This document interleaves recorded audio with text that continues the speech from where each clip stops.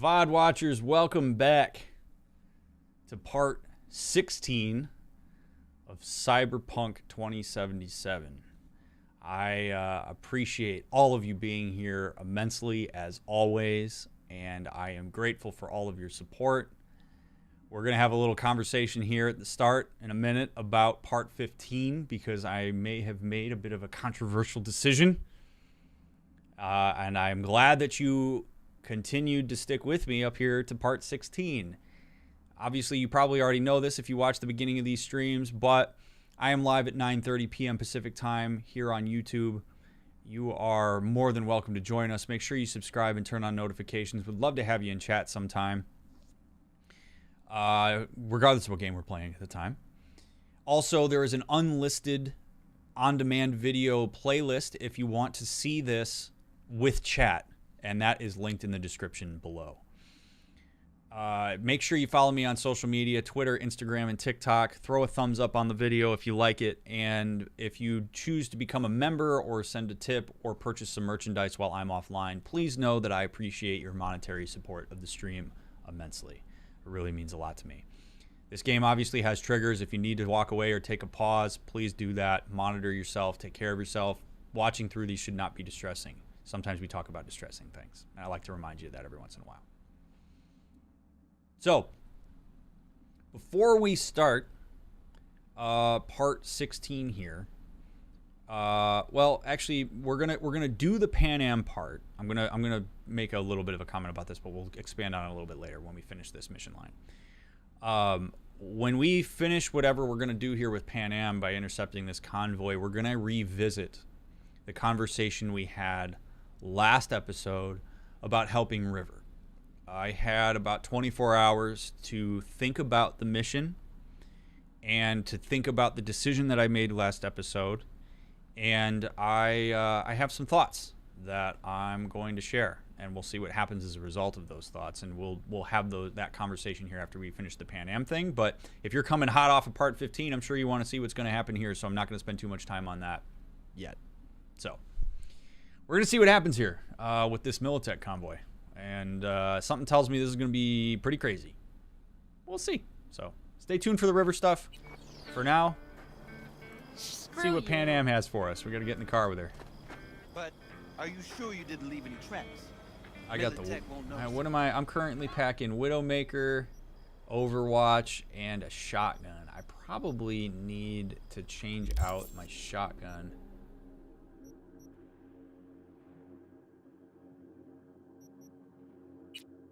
Or something like this. Let's see, the Copperhead. Well, maybe the submachine gun. Submachine gun feels like it's real close quarters, though. Range on the...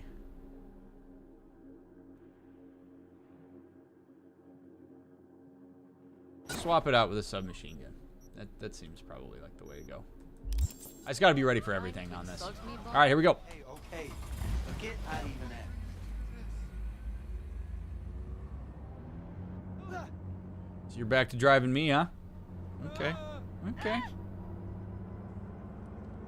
Please no. That's my car, Pan Am. That's my car. What are you doing? What a start. Okay, just screw your car, V. Nobody's gonna notice you gone back at camp? Saul has no wish to see us there anyway. The better to make a good second impression on the Biotechnica suits. Your sour faces wouldn't help much. Indeed, they would not. The Raffens, what about them? You expecting any trouble? Saul is. He's posted sentries all around the camp. How's that not right? He's wrong in continuing to fight the symptoms rather than the disease. You don't miss life in Night City? At times, perhaps. I miss the feeling of having a new beginning. Of freedom. But I also haven't forgotten the emptiness. The feeling of realizing it means nothing if you're alone. Had a hard time leaving my family, too. I was never completely alone, either. You had someone? A true friend. Jackie by name. You would have liked him, actually. Jackie. I'll remember that. Self-disclosure is the pathway to intimacy, friends. That was a big one to disclose to her. She's been disclosing to me too, though, so mutual self-disclosure, increased intimacy. We have arrived.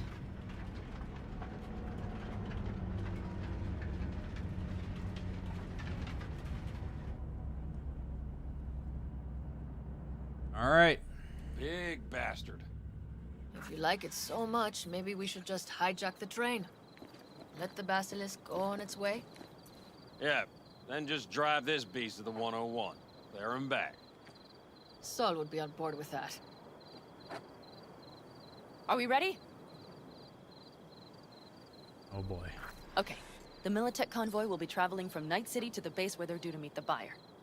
We will stop it at the railroad crossing. All we have to do is shove this beauty in its way.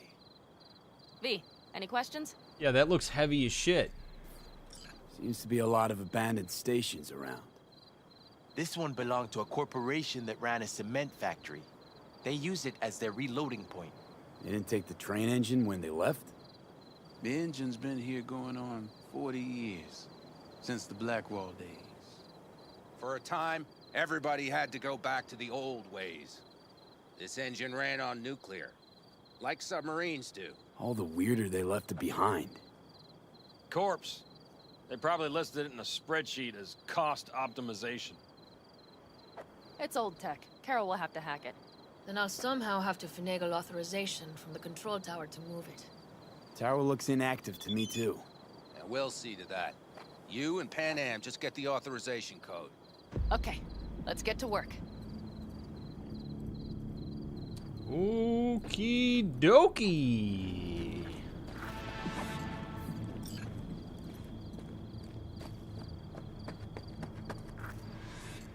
I'm kind of impressed this chick's wearing heels, but... Need a hand? Of course. But in your shoes, I would look for another way in first. Okay.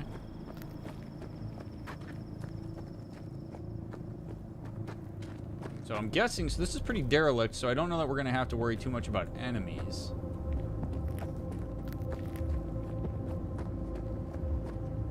There's always another way in. Can I force this open? Yeah, okay. Easy enough. Let's canvas the area. Let's canvas the area a little bit here, though.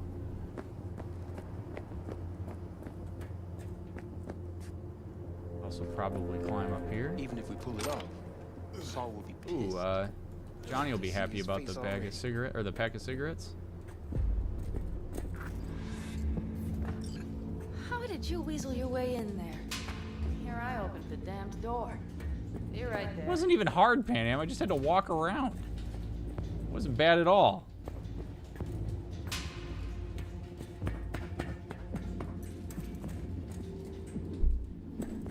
Like, literally took me 2 seconds to climb up onto a box and see that this door was wide I've always open. been fond of trains. And the stations where so many tracks converge. Junctions. Yes, those. When you see them from above, you feel... Free. Like you could set off on 1,000 journeys all at once. This is super nitpicky, but I gotta make sure that I make a comment about it. There are many ways that people learn to show people that they understand what they're saying.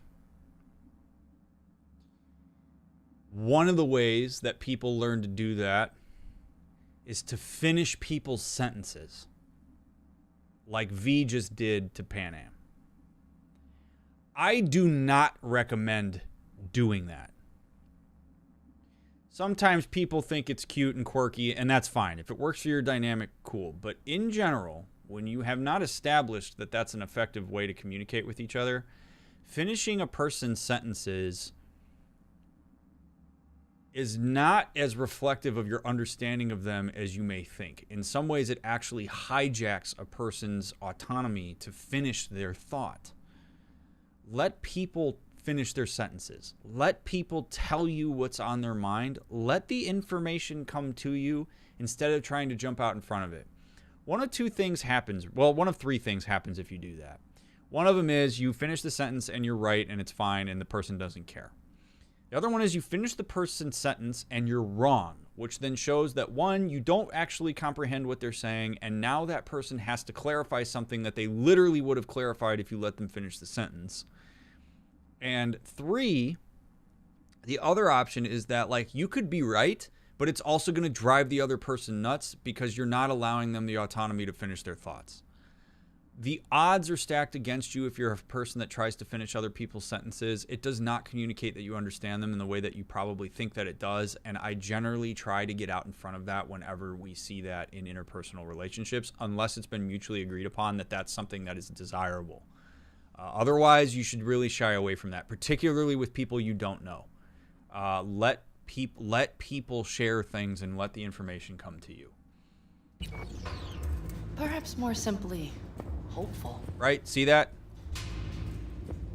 It's just, you don't really do yourself any favors by doing that. Okay, here we are. And again, it comes from a good place. It comes from a place of wanting to establish empathy and understanding, but it's not the way to do it. What cards? That's okay.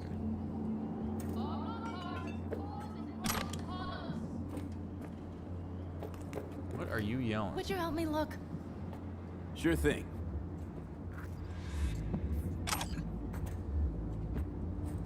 How could... I mean, we're a little too conspicuous if you ask me with our cars there with the headlights on. Alright.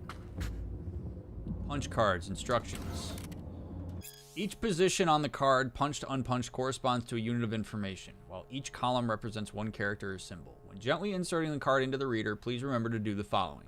Check for any damaged punch holes which may corrupt the reading. Make sure cards are inserted in the proper order, and double check that the card description matches the data encoded on it. Alright, cool.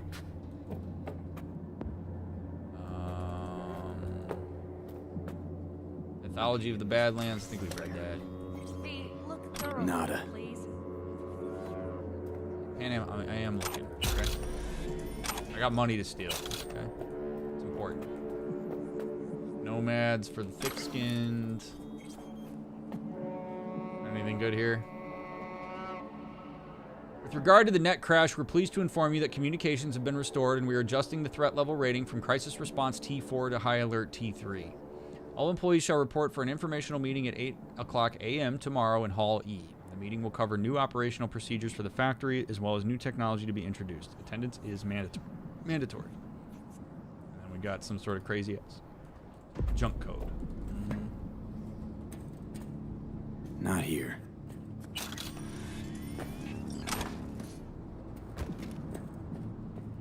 Nada.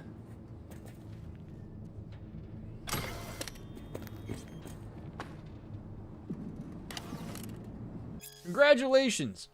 You've just joined one of the 12 proud Corp Bud locations. With your help, we will rebuild what the war left in rubble.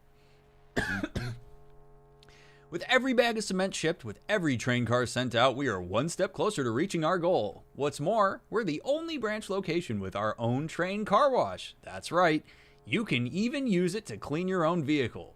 For your comfort and safety, we offer a complete sports and entertainment package as well as the G-Rapid Detox and Relaxation Program. Note, for your own safety, please wear protective gear at all times while working. Corp Bud is not responsible for improper use of workplace equipment or any adverse health effects that may result thereof, including but not limited to blood poisoning, toxic shock, or any instances of cyberpsychosis due to overuse in G-Rapid program. Nada. God, it's gonna be the last thing I look at. Always is. Nothing here.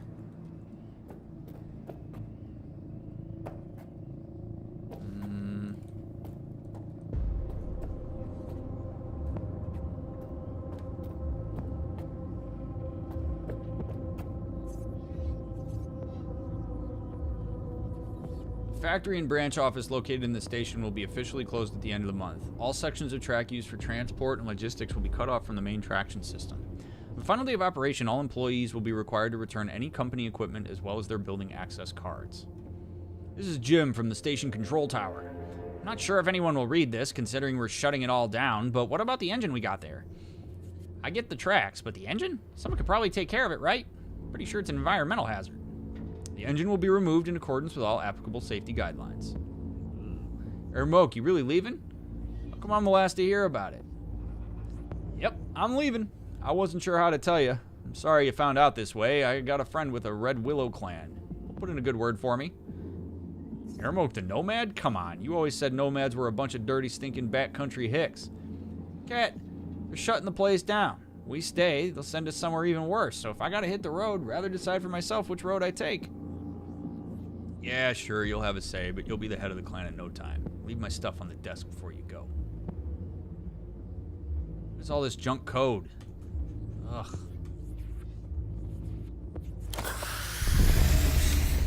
Nothing there.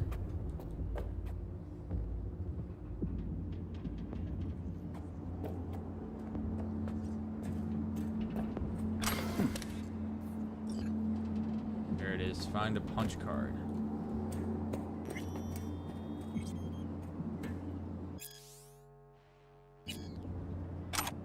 Got one. Well. Alrighty. Got something. Good job.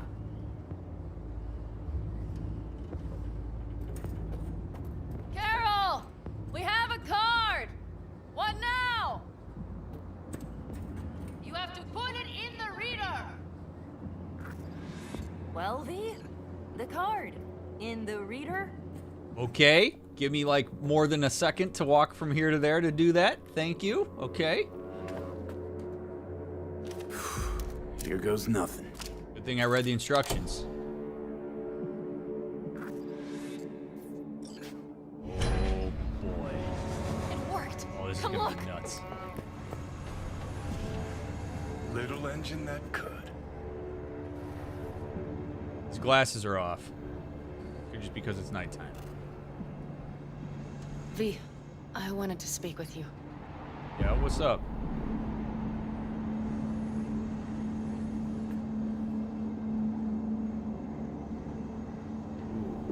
Well, what do you want to... It will not take long. What's up? What did you want to talk about? I know this may sound foolish, because I asked you to help me. But... why are you doing this?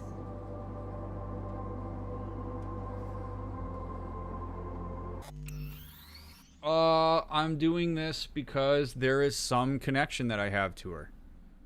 I mean, I as a fellow nomad, I have some empathy for her situation. I think what she's doing is probably fine. And honestly, she asked me and I wanted to help. It didn't misalign with my values to help you, so here I am. And I like you. These are interesting options, right? Like, so trust issues again? Bad. Bad. If you want to push her away, you say that shit. Okay? You want to totally sabotage this conversation? You call her out on trust issues and you make a generalized statement about where she's coming from intrapsychically with this. Talking about doing it for money totally makes it impersonal. Now that could be true. Okay, if you are doing it for money and you want to just be honest, like, yeah, the money's good, so I'm here. That's fine. It's also very impersonal. Probably not going to facilitate connection.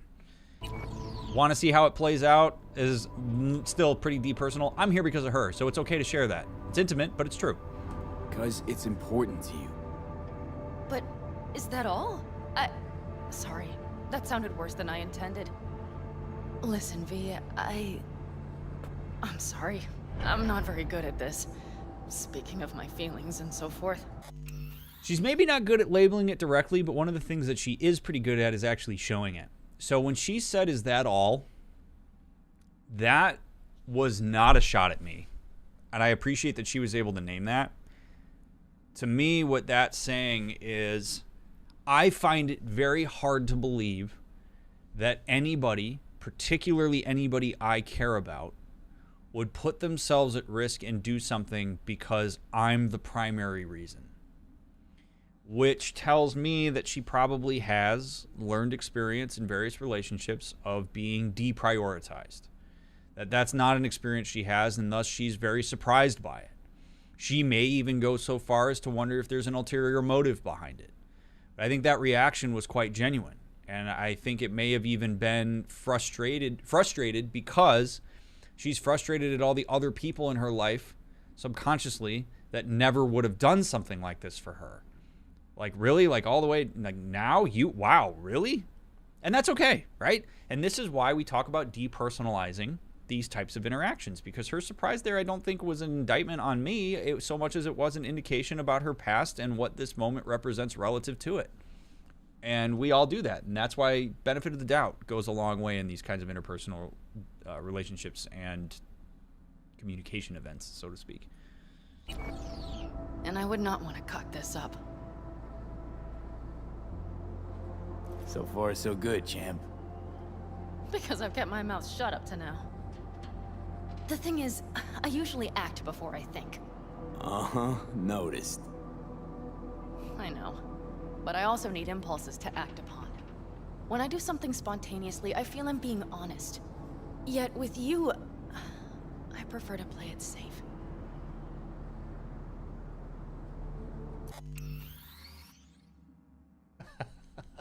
Oh, what a complex line. When I do something impulsive, it feels honest. I think a lot of people could probably connect to that.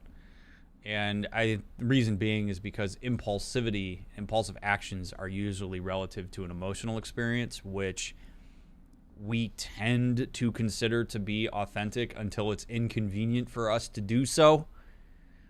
And it tells me that there's a clash between her emotional experience of a thing and the way in which she conceptualizes the thing or the context that it's happening in, and that if she thinks about things, she is going to understandably become hesitant because she's considering everything that's involved in it.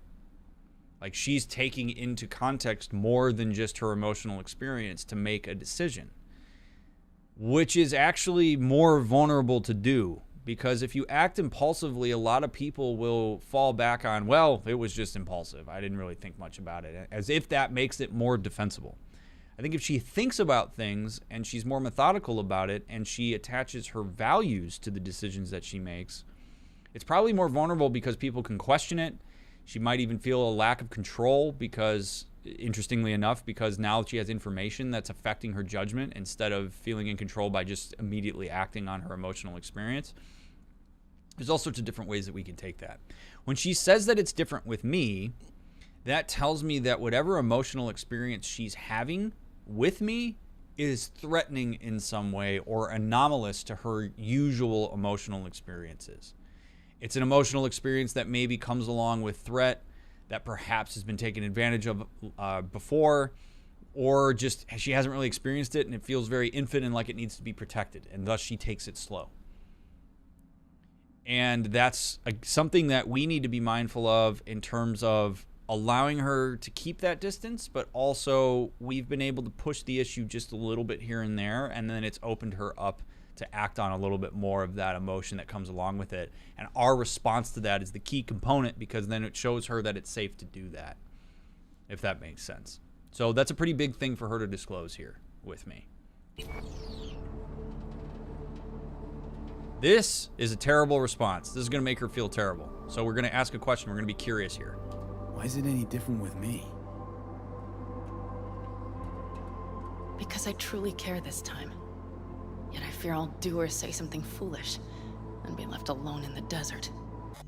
Very easy. I know I'm pausing this a lot, but very easy for V to take this moment personally.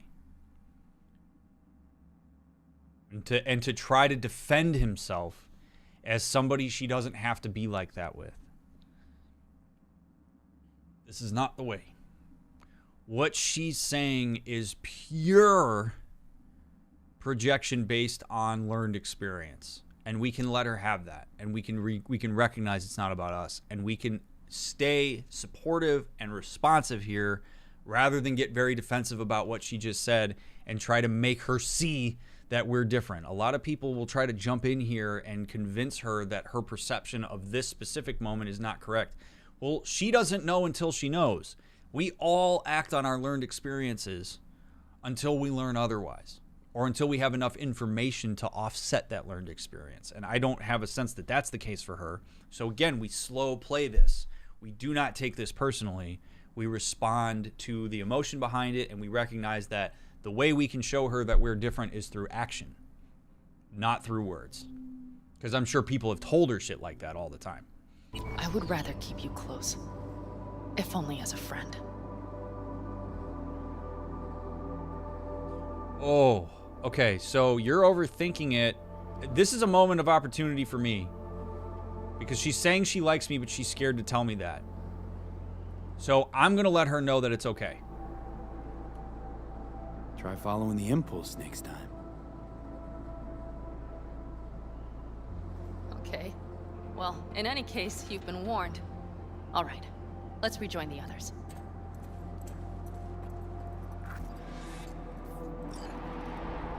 It's a big moment there, chat. That's a big moment. If I say you're overthinking it, I literally just took the vulnerable thing she said to me and turned it on her. Literally saying to her, you're overthinking it, is me acknowledging everything she's afraid of in that moment. Right? If I'm telling her, like, hey, it's okay. You can act on the emotional experience you have with me. That's okay. That's basically me giving some consent to, like, I'm open to this. And then, yeah, then she says, you've been warned. You've been warned is, okay, You've been warned is Pan Am's, it's a remnant of Pan Am's over-personalization of the things that have happened to her in the past. I'm going to repeat that. It is Pan Am's over-personalization of the behaviors that other people have chosen when engaging with her in the past. Other people have probably told her she's overbearing, she's too much, she overthinks it. In a nutshell, she's burdensome. And if she's the common denominator of those relationships, and those people were unwavering on that perception of her, perhaps it was even the reason those relationships didn't work out, it is very likely that Pan Am said, yep, they're probably right, instead of trying to look at her own value set and seeing if there's things she would change about that or not.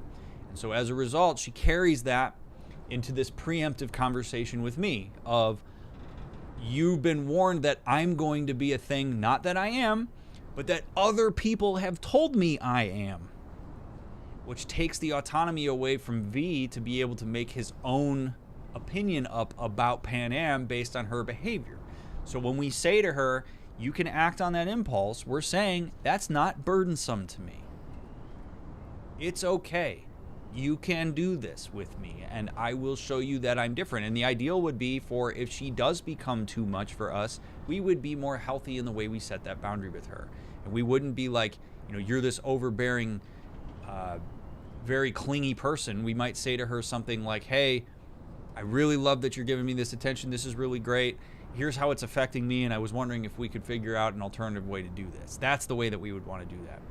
But that warning is about what she's been told, not about who she is. And that's why we have to be very, very, very mindful of recognizing what narratives we carry about ourselves that were injected into us by others versus what are our own. And if you're not sure what your own is, it's a good idea to start beefing up on it and ask yourself, whose voice do I hear that in when I say I'm burdensome? It's probably not yours if you really think about it. Anyway, very powerful interpersonal moment there between the two of us. Super cool. Convoy. Got eyes and ears on it? Yes, Carol checks their communication channels from time to time. Everything is proceeding as planned. For now. I didn't know you could apparate.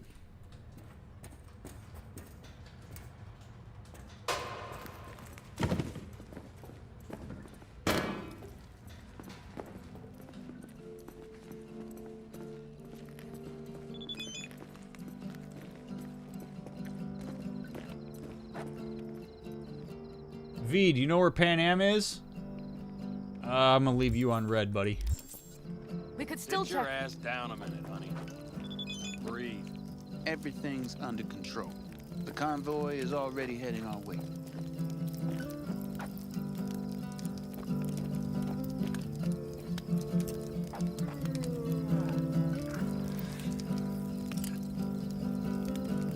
So this is an interesting option here. Hurry up and wait, or worried about Saul. You could make two arguments about the worried about Saul question. Okay, and I'm gonna fully acknowledge up front this is the over-analysis part of this, but that's what you come here for, so I'm unapologetic about it.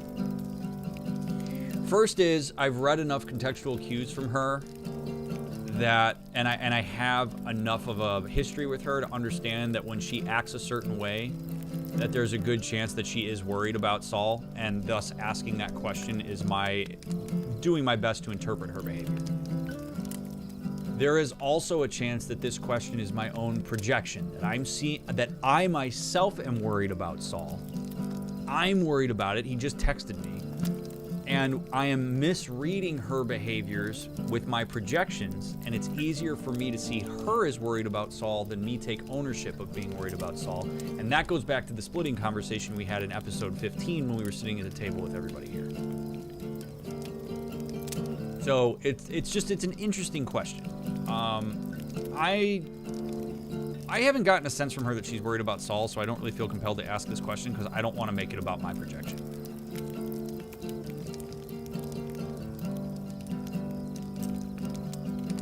How do you determine your voice is someone else's? That is a question that I do not have enough time to answer right now, Jump. If you're ever here for one of the chats beginning or before these, you should ask me that question then. That's a very hard one for me to answer right now in a succinct way. Sort of listen to the best I can say though is, like, if anybody is watching this and is curious about that, like, take I'm burdensome for example, and then flip that to you are burdensome. And then just sort of like close your eyes and sit with that. You are burdensome. You are burdensome. And then ask, like, really listen to that voice. And then say if it's not my voice, then who might it be? And you may find that it starts to sound like somebody else. The cadence of it, the tone, all of it. It's a pretty powerful exercise. I also have to say, be careful doing that because sometimes that can be pretty, like, emotionally intense. Hurry up and wait then.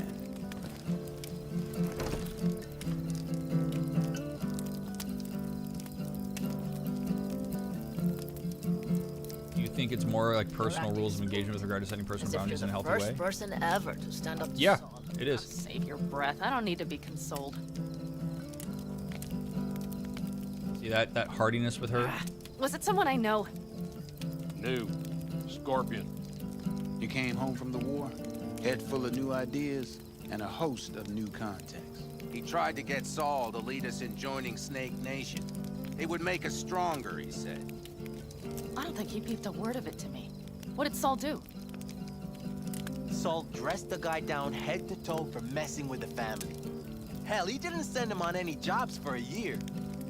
Gee, really consoling. Thanks. You said yourself you didn't need any. It's true. It's totally true. You don't talk about the war much.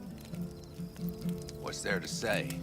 They just packed you into a Panzer down in Mexico and said full speed ahead, soldier. Then it was weeks talking either to yourself or the onboard AI, drinking iodide like water because your Geiger wouldn't shut up. I'm sprouting a rash on my ass just thinking about sitting in that boiling hot coffin. But you all can't wait to pack your asses into the Basilisk, huh? That's different. Completely different. You'll see once you're on board. V is very abrasive.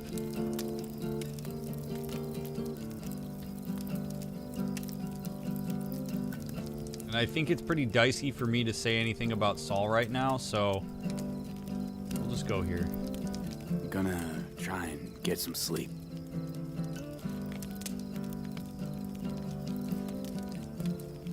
Okay, it'll be quite some time before the convoy comes through.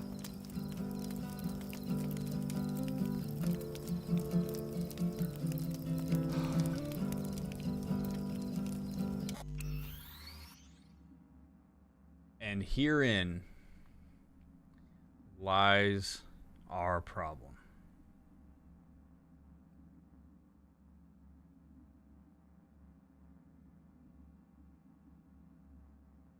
Which is Johnny Silverhand. I know we talked about this a couple episodes ago. This is a really hard one for me to headcanon myself around. Because we have Johnny on board our ship. And at some point, the idea would be to have a conversation with her about the existence of Johnny. And I'm guessing we are never going to have the opportunity in this game to do it. So I have to sort of make a decision here on whether I want to headcanon it. That we managed to, up in that tower, have a conversation about the fact that Johnny Silverhand is on my ship. And that she is potentially okay with it. Or that her sense of whether she's okay with it will happen when I scooch closer to her.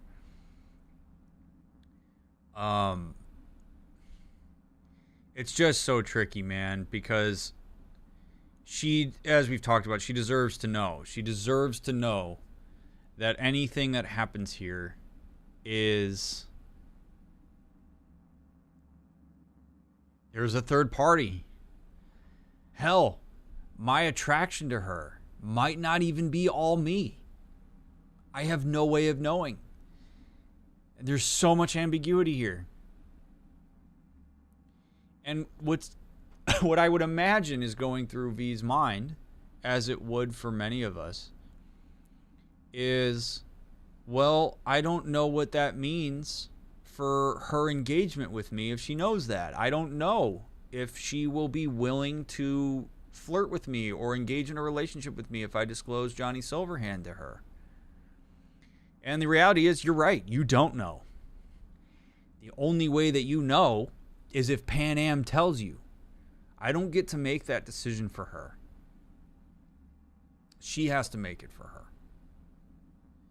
And I also don't even know that as far as I know, we haven't even disclosed to her that I'm dying.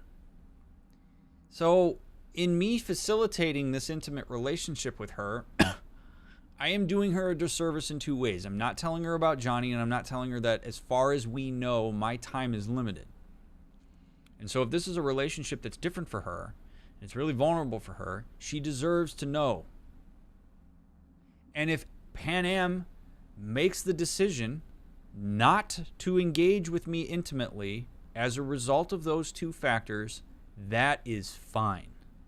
She is not an asshole for doing that. She is not being ridiculous. She's not being insensitive. She's not causing harm.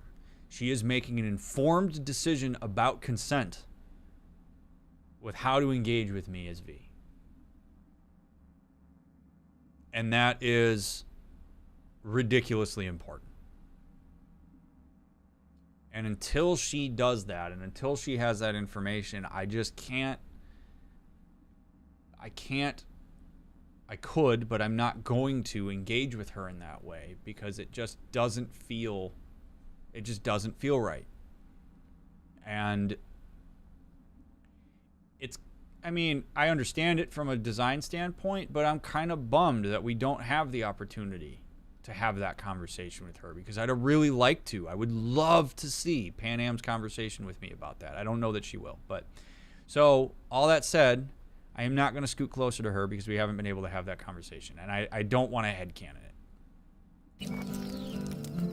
V? Did you just doze off? Anything happens, wake me up. Unless you want a nap too.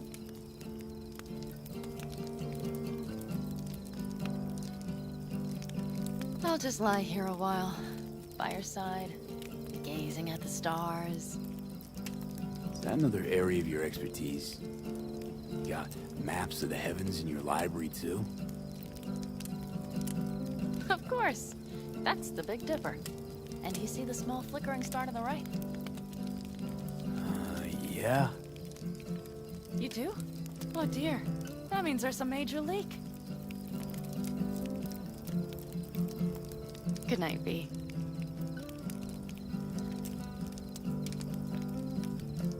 Good night, Pan Am.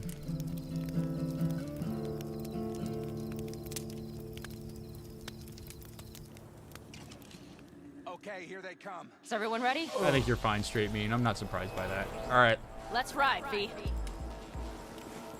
Oh. Oh, God. Johnny, not now, buddy. Not now. Oh, this is going to be intense. I need the relic to reset. Let's rock. Man, CD Projekt Red did an amazing job with how she looks at you. She stares right into your damn soul.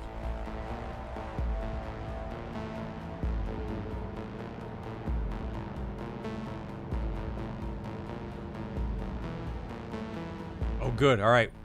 They'll never see us on the other side of the tracks. All right. She's moving. Get her up to speed. Oh, shit. Oh, man.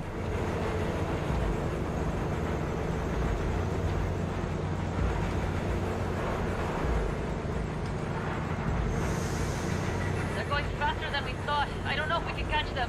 Uncouple one of the cars. It'll speed you up. V, no cutting and hauling. Take out that couple. Okie dokie. Can do. We're getting close. Let them know. V, shoot out the damn coupler. Pan Am. I got it. You're gonna need to speed up if you want me to hit the other one. Surround them as soon as they're cut off.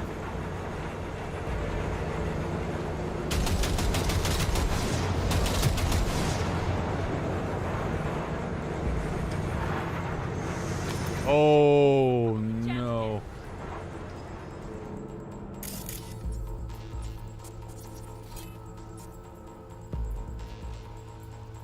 That's the... This bad boy burns through as much fuel per hour as you'd need to heat an entire mega block. And let's face it, it's big and ugly as a mega block too. Jeez. Okay. Trucks are all yours, boys. Oh my god. Move that ass, steady boy. Oh man, oh man. Approaching target.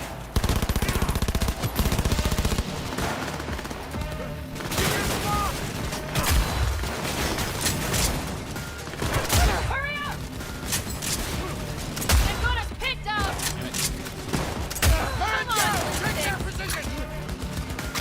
This sniper is amazing.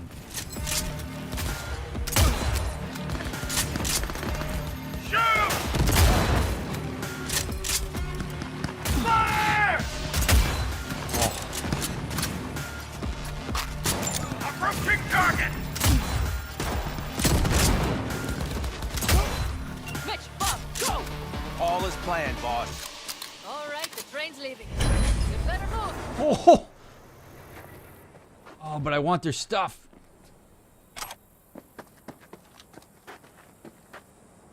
We don't have time. I can't loot. Can't loot. Oh god, passenger. Go. Okay, let's go. That thing took off. Oh, we got the truck. That's what we needed. We needed to block it, send the train. All right, we're good. Let's run them all over. Good job. Okay.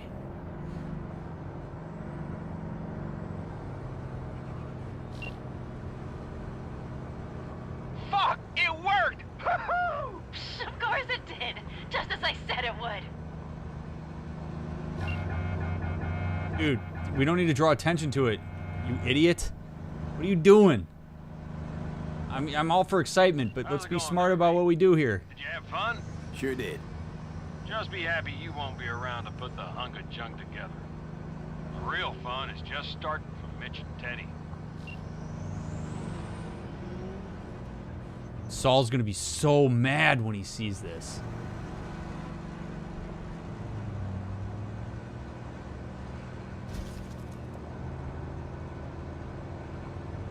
These things are pretty badass, though. We have two of them?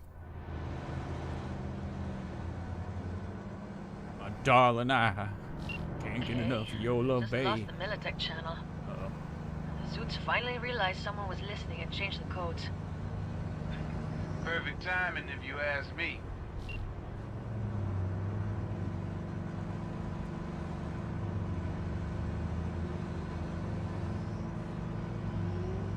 God, those cars are so cool, man. Would love to drive one of those. Mine's not quite that cool. Oh, baby. You think this would be a good time for me to text Saul back? I should maybe tell you he texted me, huh?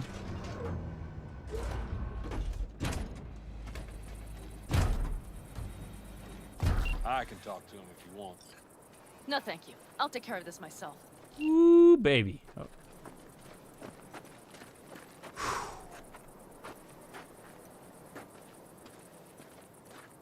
Is this the plot of Better Call Saul? Oh boy. Oh god. Fuck! Panam! So it begins.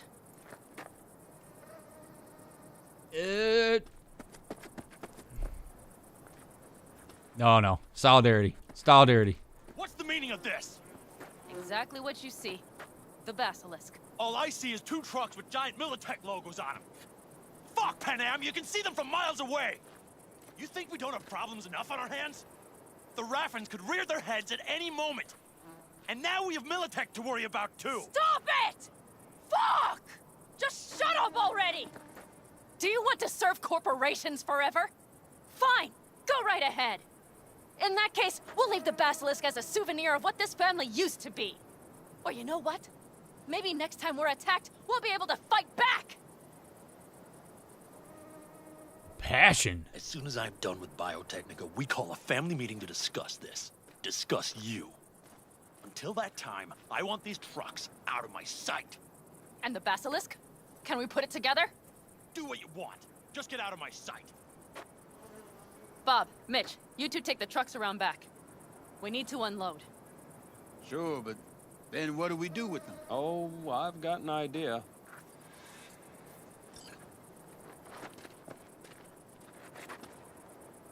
I'm not making a comment about that.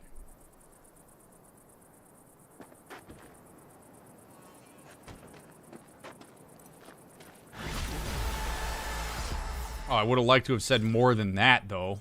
Give me another option. Just like, how are you doing?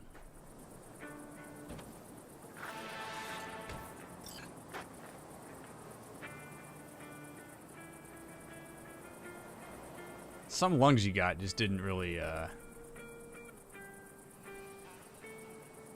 takes away...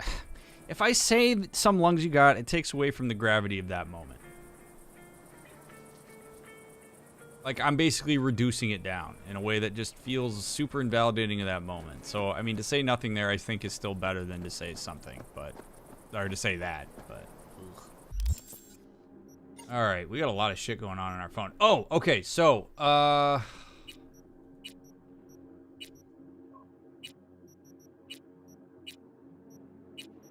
no way.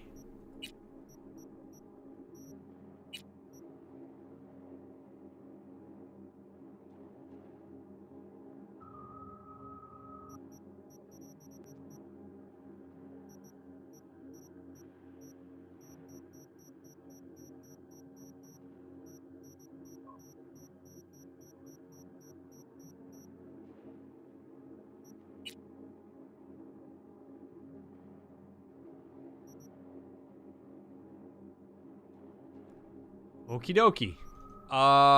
Well, this was going to be the moment where I told you all that I thought more about the mission with River. And, I still will. But we can't do the mission. It failed when I drove away. How about that? Which is okay. I live with the decision. That's what these playthroughs are. In life, you do not get redos. So be it. But I do want to share a little bit with all of you the thoughts that I had in relation to that episode, or into that mission afterwards. Okay.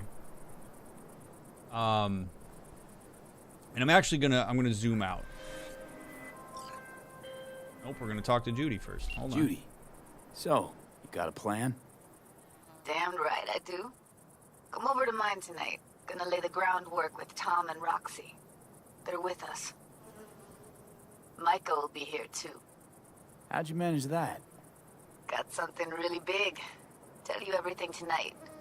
Last thing, what do you like on your pizza? Artichoke and avocado? What are you, a psycho?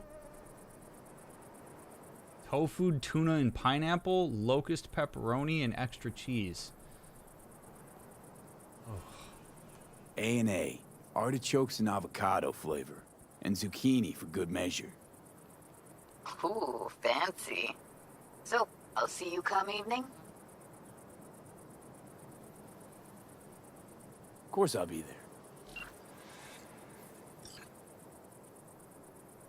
Ugh. Ugh. Okay, well, it's 2077. We're eating that kind of hot garbage on pizza? That's a different conversation for a different day. Anyway, like I was saying, I do want to take a second. I want to talk about the river mission from episode 15.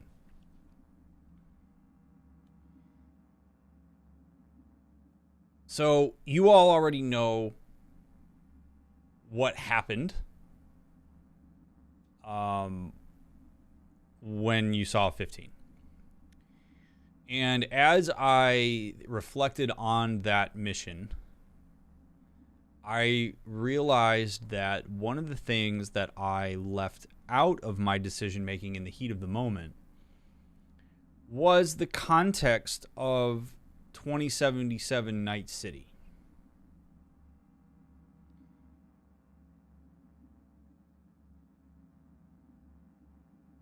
The police in 2077 are explicitly corporatized. Explicitly.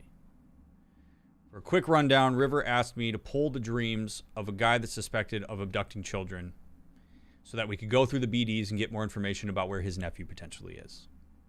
When we got to the police place or whatever, or the lab or whatever it was, I decided not to go in because it felt intrusive to go through BDs of that guy's dreams without his consent on the chance that the man is innocent. In walking away from River, it failed the mission, but I am going to use that as a chance to talk about the importance of really thinking through something before you make a decision to do it. That mission did not seem to be particularly urgent, and I suppose it's one of those things where, like, if you go off and you drive around and then you think about it for a little while, maybe you call River back and say, hey, actually, and I'm going to try to call him after this, but in 2077 Night City, the police force is literally a publicly traded entity, like literally a corporation. And what that has very likely produced is a similar situation to what people have with their health insurance, which is where rich people can influence the police and have the best type of like police investigations, and people without the means can't.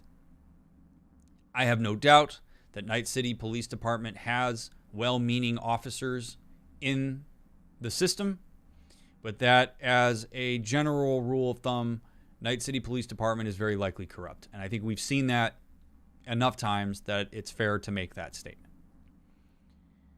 What that means is them keeping River off the books on that investigation and them choosing not to pursue it in any kind of meaningful way may be less about the situation with the guy who's in a coma and more about the fact that they just can't be bothered because the money's not there.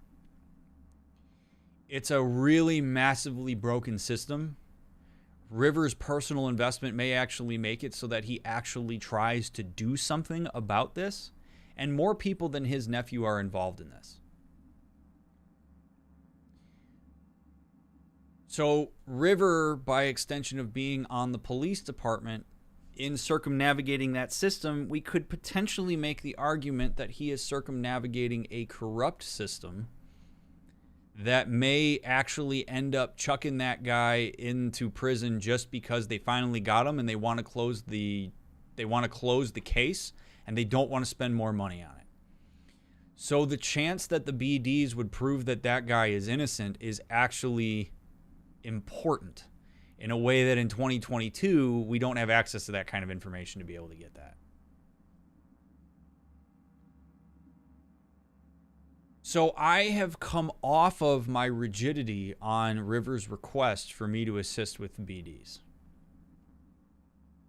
Because I wasn't applying 2077 Night City contextual variables to that moment. I was applying 2022 DrMick sensibilities to that. So I'm going to give River a call because my hope is that maybe we can do something to help some folks out when a massively corrupt and terrible system is failing lots of folks who don't have wealth and privilege. Because those folks, unfortunately, get screwed over by the system anyway, just about any time in history. And we're also seeing it in 2077. And I think that makes the decision to help River out a little bit more justifiable. And if it ends up going down a line that becomes problematic, I could pull out at any time. I set the answer up front immediately. I think the general thing would be like, okay, well, I thought about it and I actually changed my mind, which, by the way, chat, is okay to do. It's okay to change your mind. It's okay to recognize if you were rigid up front, which I'm trying to sort of take accountability for here, because I have a sense that people are not going to be very, especially people who know. I don't know what happens in that mission, by the way. I didn't look it up. I didn't read about it. I didn't watch any videos. I don't know anything about that mission. I could have been completely right yesterday in the last episode when I made that call. I also could be wrong, and I could have completely whiffed on something.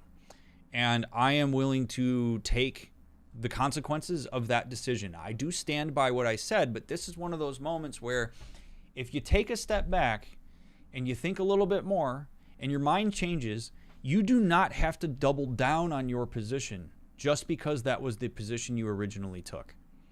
And from having some time in between me making that decision and really considering all the context around it and really thinking through it, I kind of changed my mind. And it's okay to do that. So, if nothing else, I wanted to make sure I had this conversation as a way to show that, like, it's okay to change your mind. It's okay to have new factors that come in and contribute to the decision you make. I'm going to call River and say, hey, man, change my mind. If you're still up for having me involved, I'll be involved. I just needed some time to think about it. If he gives me that opportunity, we'll go do that mission. If River decides, nope, you bailed on me and I needed to find somebody else that was reliable to help me out with it, I can totally understand that too. And that makes complete sense because River's trying to figure his shit out in the same way I'm trying to figure mine out. So we're going to try it, but I wanted to make sure that I took the time to have that conversation.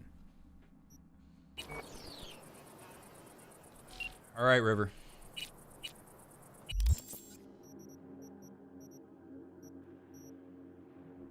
Hey, where are you? We don't have time. Come back. Don't have time to wait for you, V. Randy's out there. He needs our help. Looks like I'm doing this alone. Oh, man. Still need help, buddy?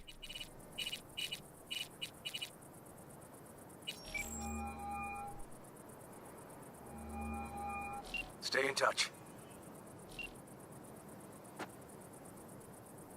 Wait, did that glitch out?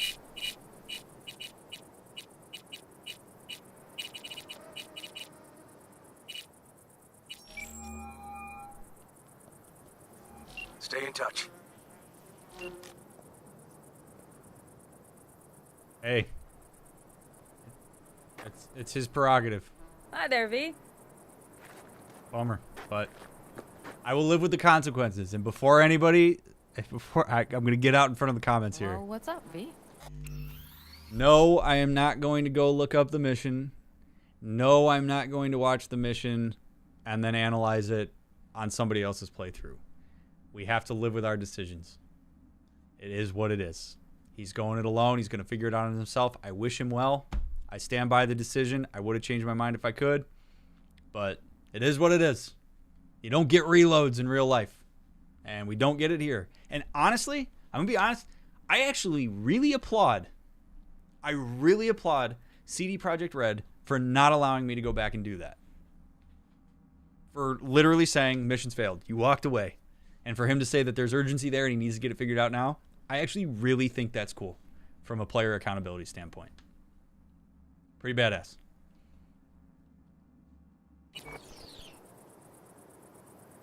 How's it going with Rogue? It's going. Knock on wood. So, things are settled? For now, we're good at avoiding each other, and that's fine with me. How's it going with God damn Rogue? it. So, no complications with Kang Tao.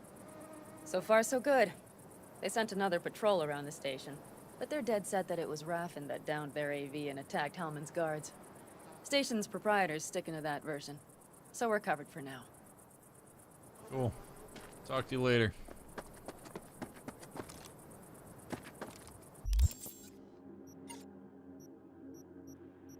Hopefully we hear something on the radio about how that that whole thing got nabbed. Judy's apartment. All right, let's go with Judy. Let's go hang out with her. See what's up.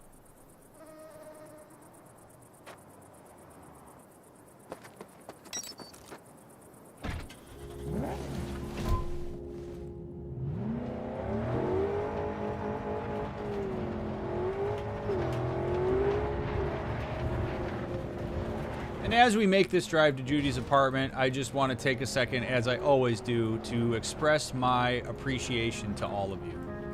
Thank you so much for taking the time to watch my videos, to listen to what I have to say. I hope it's meaningful in some way. I hope maybe you learn a thing or two from these playthroughs. Your support, whether you watch the VODs, whether you show up here live, whether you chat or lurk, whether you leave comments or not, whatever way you engage with my content is super meaningful, and I'm really grateful for it. Those of you that share what I do with other people and introduce them to my content, please know that you have a very special place in my heart, and I'm very grateful for that. And those of you that do become members by hitting the join button below, or send tips using the link in the description, or buy merch going to drmickmerch.com, thank you for your financial support of the stream. It really allows me to make sure that this continues to be as high quality production-wise as possible. And I love all of you, and I love reading the comments. Leave comments. I love reading them. I don't respond to all of them, but I do read them. And yeah, I love that you've made it all the way to part 16 with me, and I hope you enjoy my other playthroughs if you haven't had a chance to watch them yet.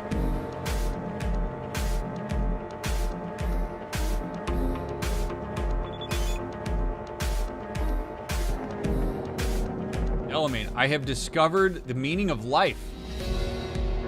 Chat, don't ever text and drive. Do not do what I'm doing right now. Why would I say I don't give a... What a shitty response. What's up? What's the meaning of life, Delamain? Or Excelsior? Hexagram 61, the 5th line. Dynamic.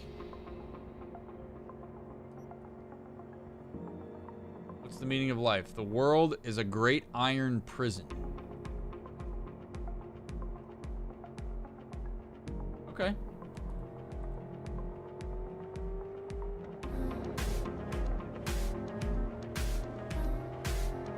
Why would you be so mean to Delamain there? What reason do I have to be a jackass like that? Like, what? Oh boy.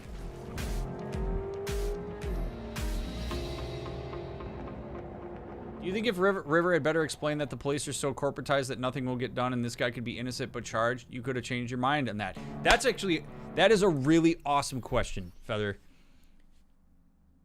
Yes, I do. It's the importance of information. I actually think in some ways that River started off on not the right foot in the way that he engaged with me when I got in his car. I got in his car and he basically was like, I'm not in the mood to talk. He shows me a Vidoc and then immediately asks me to go break in and do something like that. I understand that there's a lot at stake there for River.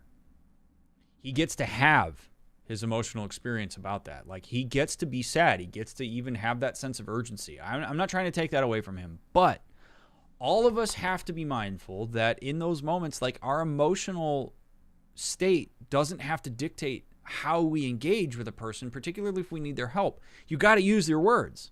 You got to give people information and context. That's how you build trust. That's how people make more informed decisions. You could argue that my decision to bail out from what River and I were trying to do there was because I couldn't make an informed decision. So I had to go with my own intuition there instead of actually hearing what he had to say. I would have appreciated it a lot if he would have said something like that. He'd be like, look, dude, these guys are corrupt as shit. This isn't going to go anywhere. They're going to close it. It's all this money. I'm trying to figure this out. I don't know where else to turn. Yada, yada, yada. Yeah, he gives me more context. I'm probably down. It's really important to inform people about things when you're asking for their assistance. You know, it's like the same thing as basically saying to a friend, like, hey, can you help me move? And then your friend goes, yeah, when and where? And you go, I'm not telling you. I just want to know if you can help me move. And you're like, I don't know. I don't know where I'm going to be next week. What's the time frame? And they're like, I just need to know if you can help me move. I need information. Because then I'm going to probably say no, because I can't commit to it because I don't know when you're doing it.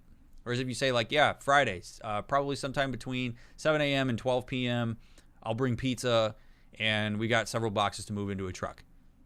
Yeah, I could be there, right?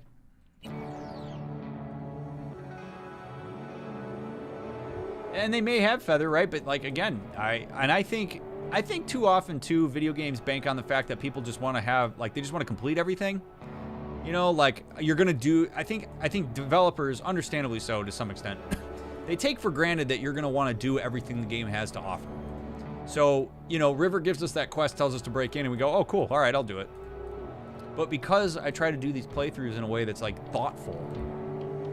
as thoughtful as it can be, then, you know, it changes the way that we handle things like that. And I understand it's a video game. Like, you know, the other thing is, like, I realize that, you know, me taking a stand there and then me continuing to kill a bunch of people in these missions, like the Militech guys and all that stuff, like, I wouldn't be able to play video games if I didn't do some of those things. Like, I don't think that you could get through this game without firing a shot. Or you just would literally go start to finish, only do pacifist missions, and it would be relatively boring. Like, there are some liberties we have to take here, but these playthroughs are designed to illustrate concepts. They're not designed for me to play the game, to review the game, to, like, get everything done in the game. And sometimes that means we miss out on missions that may have been meaningful to watch me play and analyze because of the point that I'm, you know, had to make up front on that. So it's just really tricky. Hey there, greetings from beautiful Yucatan. I must say it's quite changed. Really puts things into perspective. I've calmed down a bit and I just want to say I hope you're not still angry with me.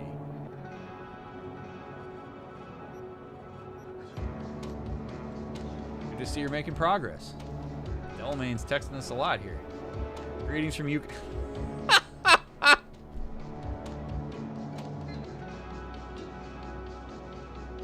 I love that I just got a selfie from a car with a mariachi band. I don't think this game's going to top that. It's the greatest text message I've ever received. Greatest text I've ever received.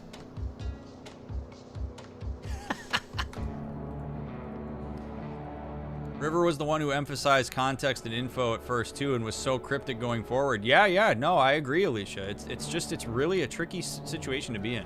Do you think River didn't tell you because he needed to know if you were reliable? If you're going to ask, man, if you're going to ask me to do something like that, there's already trust implicitly in asking me to assist him with that task. You have to trust me with the information. If you trust me with the task, it means you have to trust me with the information.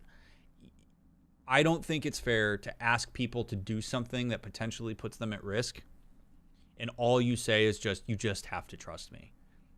Especially on an early on relationship like that. River and I don't have much established. You can't just bank on the fact that, like, I'm just gonna go with it, or I'm gonna withhold information to see how loyal you are. No.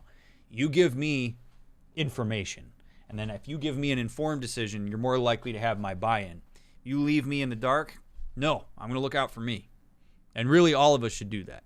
You should set boundaries if people don't give you information.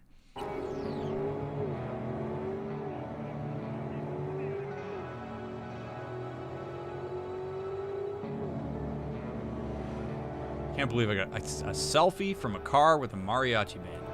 That is awesome. It's so awesome. Good morning, Night City! Say goodbye to your favorite bootleg brands, Jumbas. An Arasaka spokesperson has announced efforts that will spell the end to the counterfeit market as we know it. First on the Megacorp's chopping block are the little-known rice wine, Arasake, and niche rock band, Arasaka. Honestly, this announcement might have been the big promo boost these small-time bootleggers have been looking for. Okay. Whoa! Dude, the physics on some of these sometimes. Holy crap. Whoa! Saved it.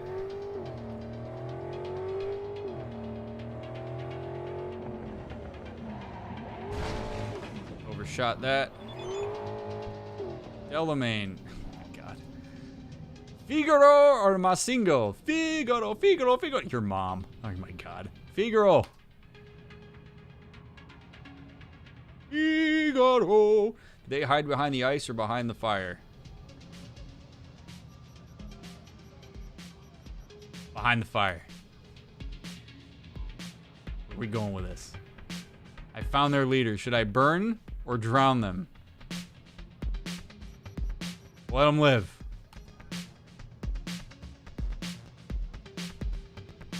I have failed.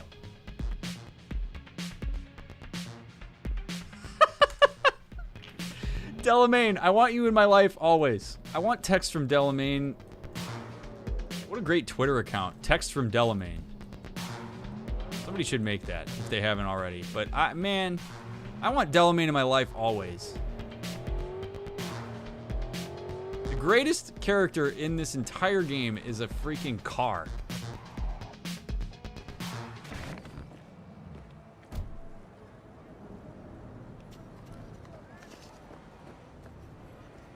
All right, Judy.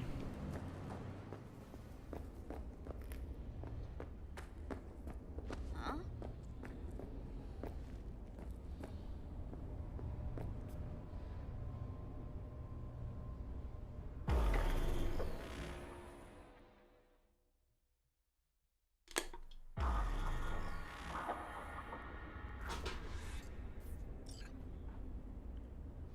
Use the intercom.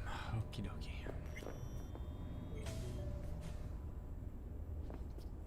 Hey, V. Come on in. Pizza's getting cold. What's up, Tom? We're in the kitchen. And other people? Made it. Good. Grab a seat. This is Roxanne. She's worked at Clouds longer than any of us. Hello. Roxanne. Okay. Yeah, we're gonna take this slow here. Judy's got all the info. Hey, nice to meet you. When I heard what you pulled at Clouds, shit, I so regretted I was off that day. Just eat the free pizza and then we're out of here, okay?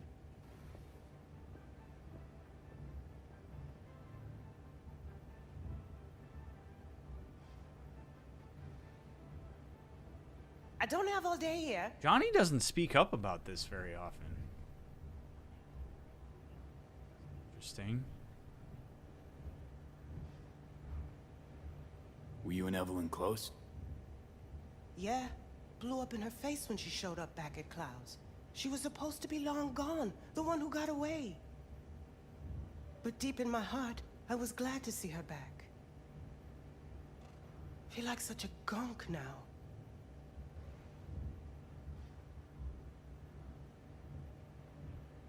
How are you? Okay, I guess, but, you know, sad as hell.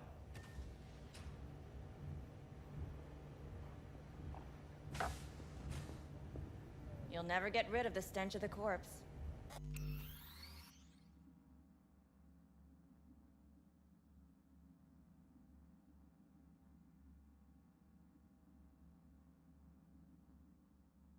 Whoa. Gotta check our surprise here.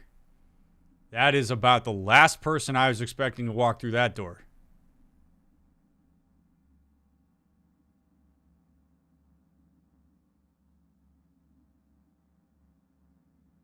Okay, antenna up. You drop a lot of them, don't you? What's your secret? I'm not gonna say anything. Holy shit. Hi. Done saying hello to each other? Revolution won't plan itself. I modified the behavioral chip. It can equip any doll with a motor reflex system.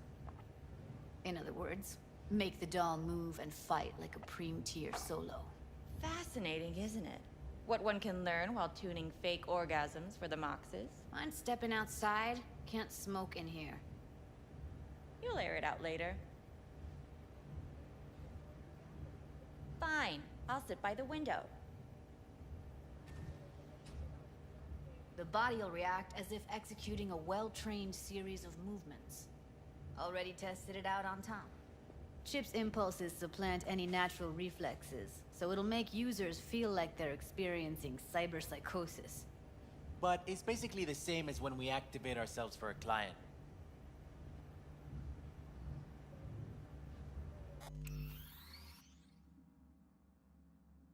Whoa. This is a lot. Okay. So...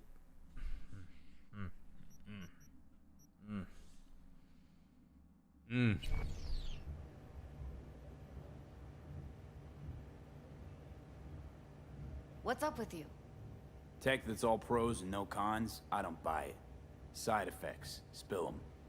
Combat mode auto-initiates when a threat is present, and there's no way to stop it. Can't find a workaround. And that's it. I don't know. Only way to determine that would be through months of testing on a range of subjects. God forbid we do research. You could murder someone and not remember a thing. Solo skills don't lie in just executing movements. There's split-second processes that happen. Logistics, decision-making, result of years of practice. Doubt your chip's capable of compensating for that. You're probably right. But I don't see another way. Alternative's intensive training, but we don't have time for that. How'd you ever come up with this? Learned how the behavioral chip works at Clouds.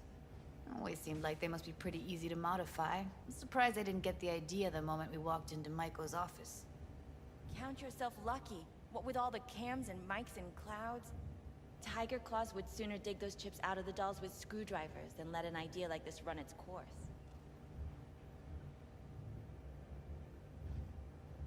You want to tell me how we managed to get her over here, Judy? I would love it if Judy could recognize that this is a little weird for me. Last place that we were, at the top of Clouds, I watched the two of them fight. I watched Maiko say there's no way I'm helping you. I read a computer full of email exchanges of a bunch of shit from their past. Can we please acknowledge that this is weird? I gotta know we got control here. You just brought in a variable that has extra emotion and levels attached to it. Why is she here? What did you have to say? What made... Who decided? I need info here. Maiko just shows up and everybody just acts like nothing happened at the top of the tower last episode. Are you kidding me? V, get it together. Oh, I'm together, Judy. I'm just, just airing my concerns here. All right. Gotta see it to believe it.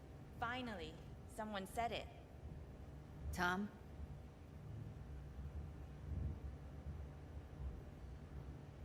Pulled that sequence from a kung fu training virtue.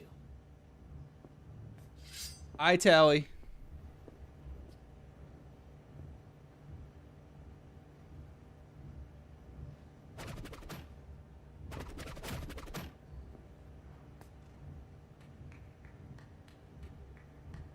I need more. Yeah, not convinced. If I'm to count on ninja dolls, I'm gonna need to see some real action. Like, wanna spar? What else?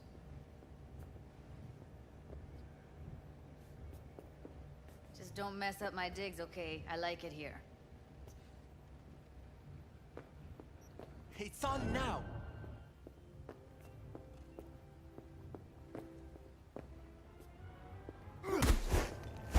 What the?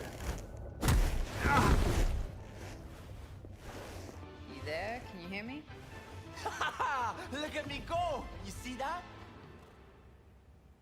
Woo! Gotta do some cardio.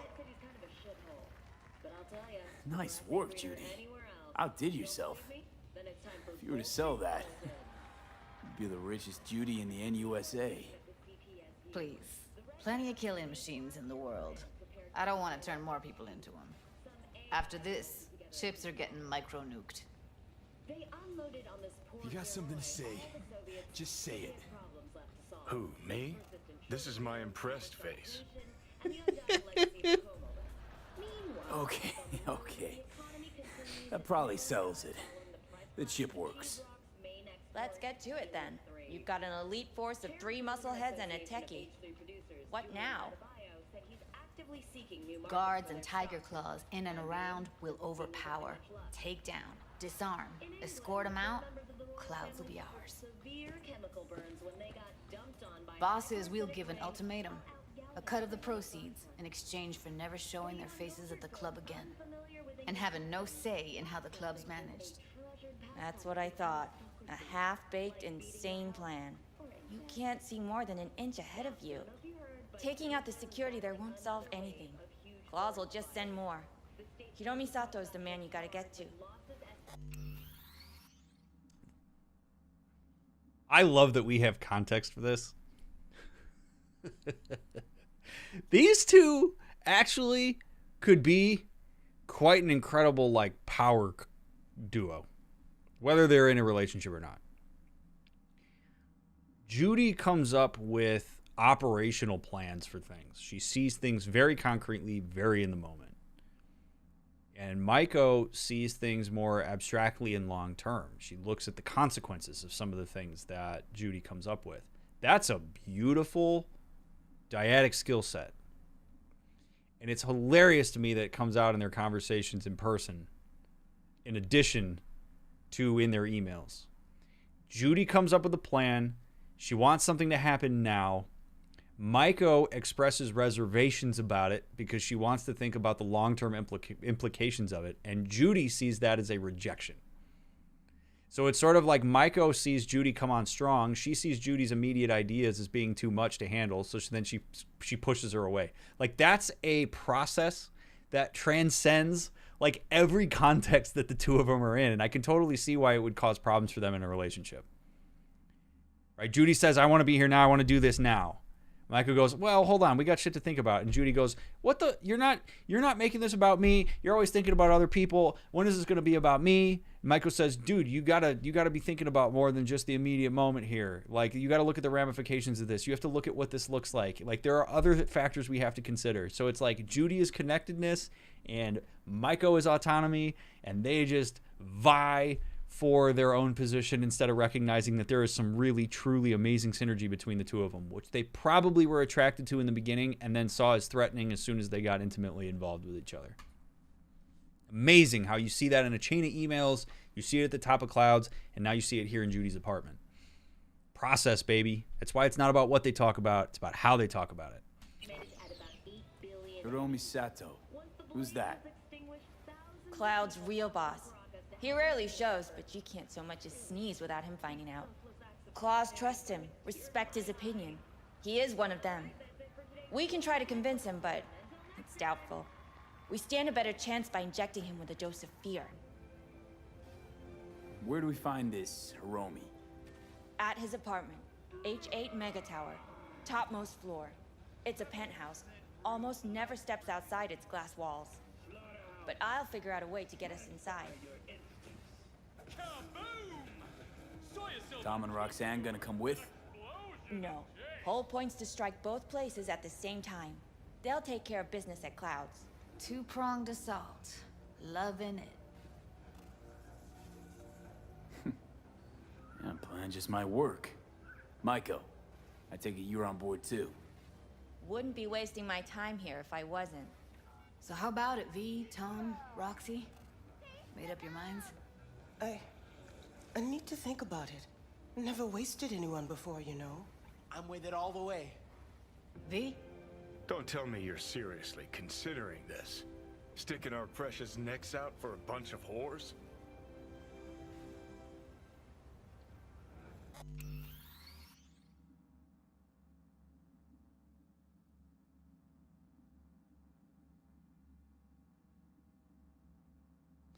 Johnny Silverhand gets abrasive when he's empathic. Johnny Silverhand tries to put distance between himself and his empathy for things by being super direct and brash. Tells me that Johnny Silverhand, probably somewhere within him, empathizes with their struggle.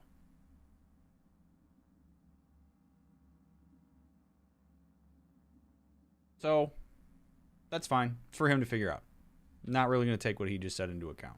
It's just a comment on Johnny's process.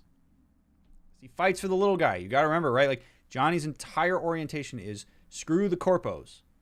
As far as I'm concerned, if you want to take screw the corpos to this context, it's screw the pimps, right? Screw the admins.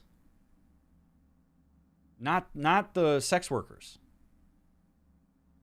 Right? Like, the sex workers are just, they're doing their thing. They're trying to make a living. They're being exploited.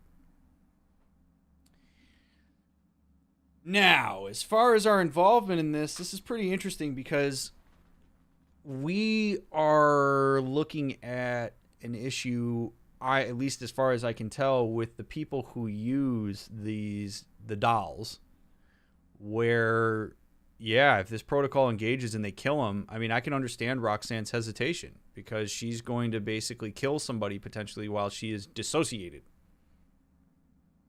That's a lot to bear. You lose control, but then your body as a vessel does a thing that is not great, right? In terms of killing somebody. That's a big load to bear. It's a big thing to sign up for here.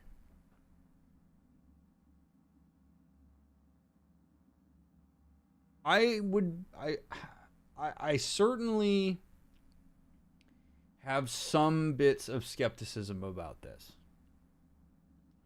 I want to know what the angle is for everybody here. I know that Judy wants to just wants to avenge Evelyn and all this stuff.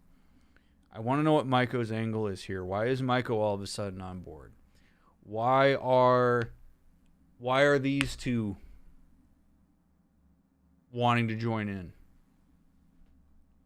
Like, I would love to know everybody's reasoning for being involved in this. Like, I'd rather not kill people. I think that's a fair thing for me to say. I don't want to kill innocent folks. Rather not have to flatline anyone. What he said. Hope is it won't be necessary. Overpower Hiromi. Humiliate him. Should be enough. Bosses will put him out of the game. All right, we're just doing this with Hiromi.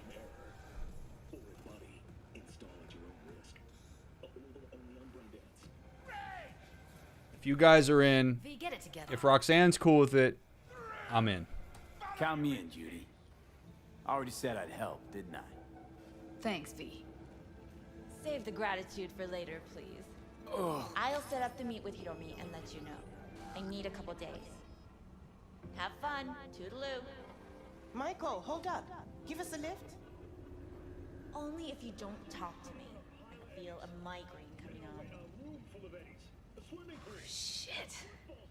I'm scared, V. Speaking of gratitude, stuff I'm asking you to do, well, usually comes with a price tag, I know. You want to help, I get that. But I'm more than happy to pay your fee in full. Feels like it's only right. Okay. All right. Thanks. Nice of you to think of that. Don't mention it. Okay. Why is my chip wonky? Is it because Johnny doesn't agree with my decision? I wonder if, like, some of the wonkiness of the relic is when Johnny tries to exert influence on me and can't do it. Still don't know.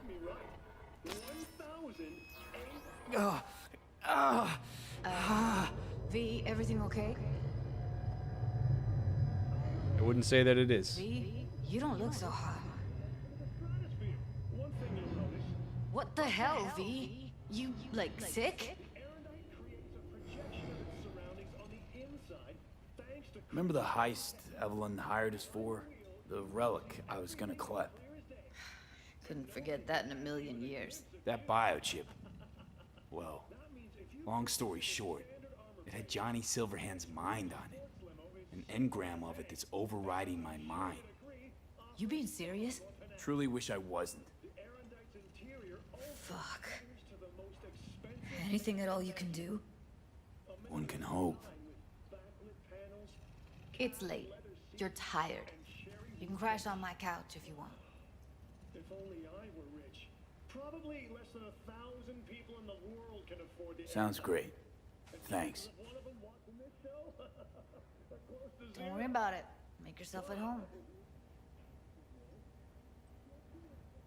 Like she's just like, oh, I don't want to touch that. I got enough drama going on in my life. Okay, that's fine.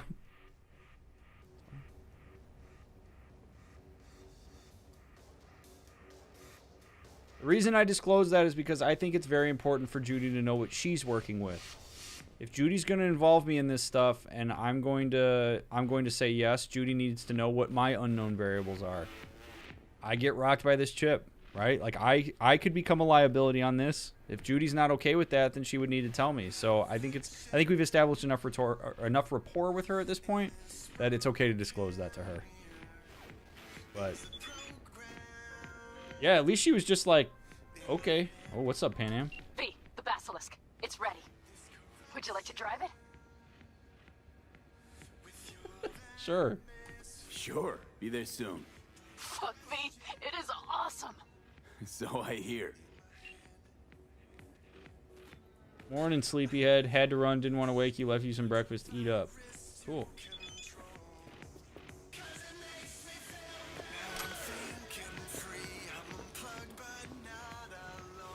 Drop by the camp. Stills don't do her justice, and maybe cheer up Pan Am. Oh, look at that thing. That's cool.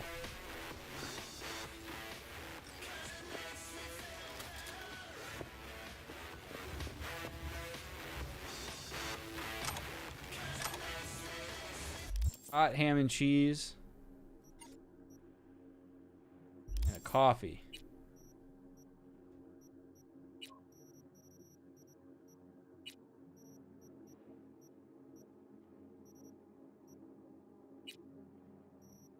Where's that hot ham and cheese? There it is. I'll eat that. And the coffee? Where's that coffee she gave me? I'll drink some coffee. Thank you, Judy. My God, where is it? Oh yeah, we have pizza too. Oh, she ended up getting locust pepperoni. She didn't even get the one that I requested. She asked me what I wanted and then didn't even get it. Okay. Alright, I see how it is, Judes. I see how it is. Alright, whatever. Why can't I find the coffee? I don't care. Fine. Ham and cheese sandwich doesn't go with coffee well anyway.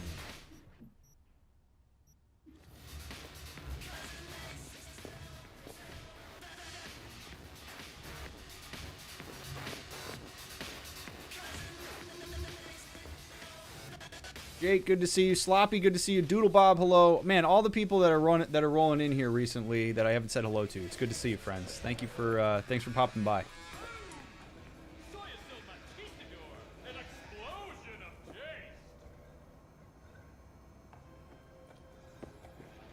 All right, let's get out of here.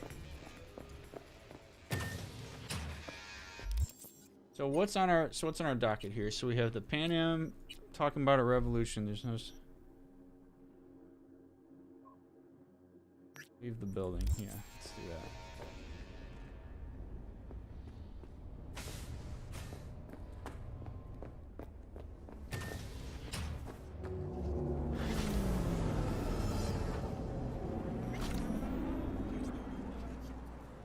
Wait, Takamura, we've really left Takamura hanging, haven't we?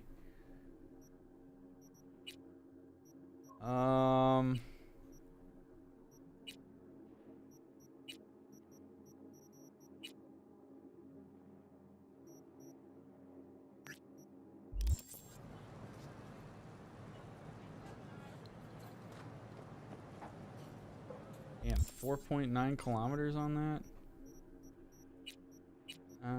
Maybe not. Let's go. All right, let's go see what's up with Pan Am.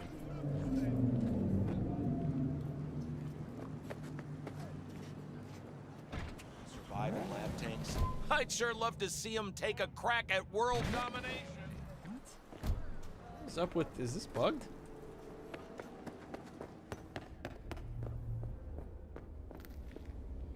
Hey, show some respect.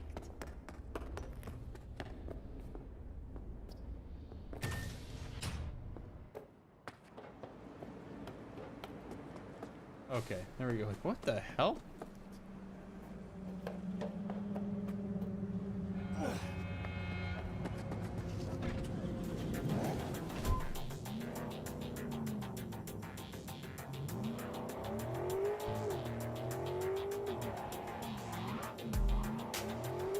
Let's rock. Let's go drive a tank. I'm down.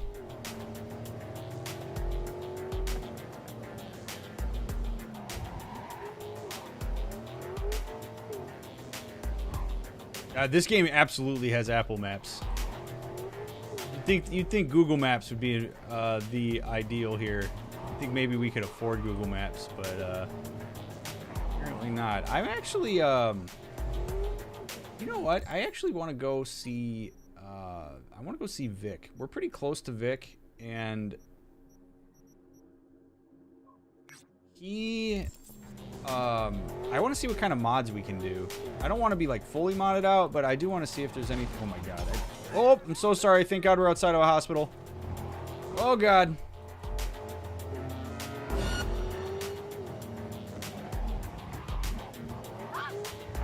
If you're gonna hit people on the street with your car, make sure it's out in front of a hospital, you know?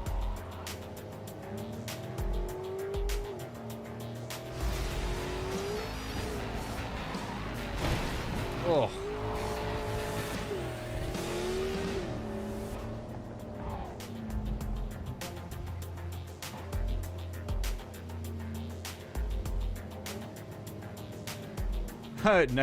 Night City makes the maps more horrible, so you have to spend more money on gas. That's a pretty hilarious theory.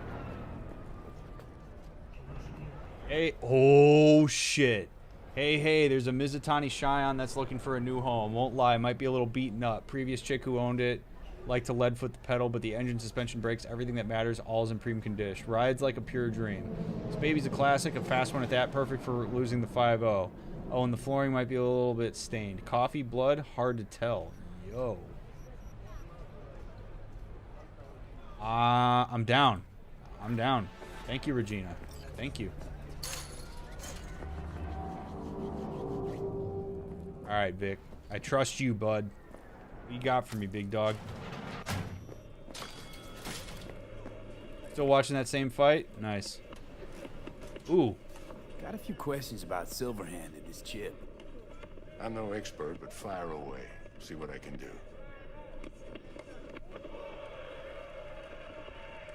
How's it even possible, seeing him? Well, that biochip is designed for users to communicate with constructs. It's just doing its job. So I got Arasaka to thank. You know, I wager you have the lowest net worth of any relic owner out there. Yeah, probably. Tried to flatline me. Johnny did. What? What can I do to suppress him? You know, avoid my murder. Well, long as you don't give him control, can't do too much harm. Of course, that won't necessarily be possible after some time. I wonder if that's what the relic is. And what then? What do you say we don't let things get that far? Find a way to get rid of Silverhand, and fast. I do wonder if that's what the instability is. If it's Johnny trying to exert control. I make a decision he doesn't agree with. He tries to take over, and he's not able to do it yet. Why am I reliving Johnny's memories? You two share a brain now. He has access to your senses, perceptions, even some memories. Likewise, you've got a glimpse into his. After a while, you won't even know whose is whose. Was thinking about swapping some chrome. You got any new toys? Have a look. Now look at this. Look at all this stuff that, like, defeating an enemy instantly recovers one cyberdeck RAM. Increases cyberdeck RAM recovery rate by 0.5 units a second. Ocular system. Designed for the most demanding users, incorporates the latest breakthroughs in Neuralink technology. Yeah, let's go ahead and pop that in.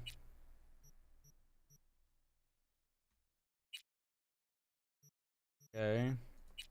Circulatory system instantly restores 10% stamina when you defeat an enemy. When your health drops to 15%, release an electroshock that deals damage equal to 20% of the target's max health. Instantly restores 3% health after you discharge a fully charged weapon with a hit to an enemy. Increases the breach time of breach protocol by 100%. That's useful. Immune system, don't have anything. Nervous system. Allows you to aim and shoot while dodging. Slows time by 50% for 1.5 seconds when blocking, aiming, or attacking during a slide or dodge. Cooldown 5 seconds. That's interesting. A major hit on the armor market for decades. Increases armor by 20. Seems useful. I mean, I got money. Why not spend it, you know?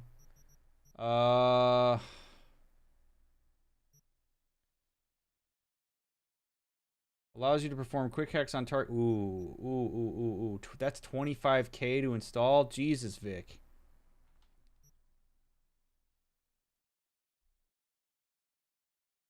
A cyber deck that, according to some, can prolong orgasms. Thanks to its optimized protocols, this premium-tier machine will squeeze the effectiveness out of your daemons to the very last drop.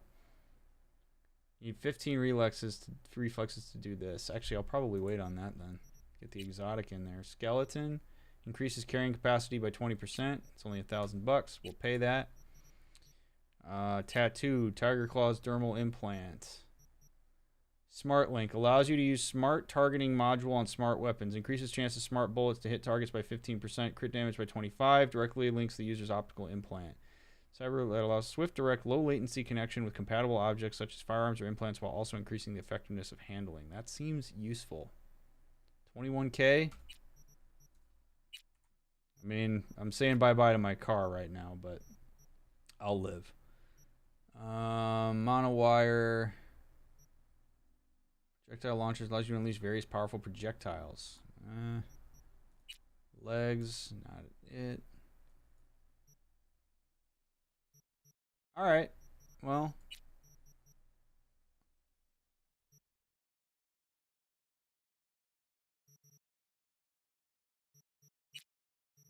Alright, what can I sell? Okay, what can I sell you, Victor?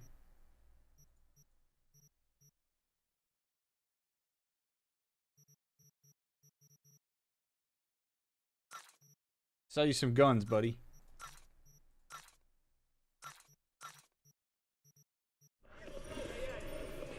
Alright.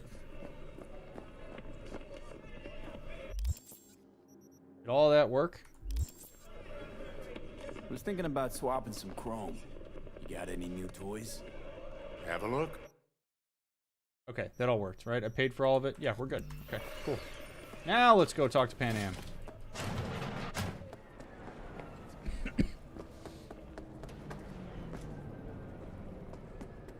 A lot. I mean, we haven't. Oh my God! I almost just Johnny Knoxville'd that gate into that guy. If the physics were better, that actually would have been the case.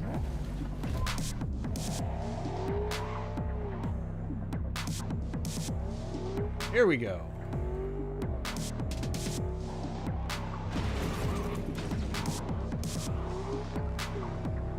Gets a little slippery. Oh God! Oh God! Oops. Sorry. Oh God. Sorry. I'm so sorry.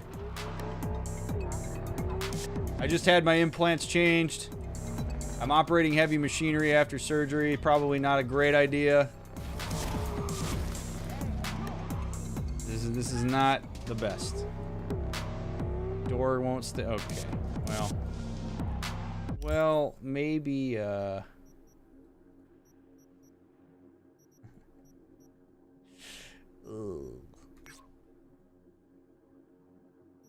Let's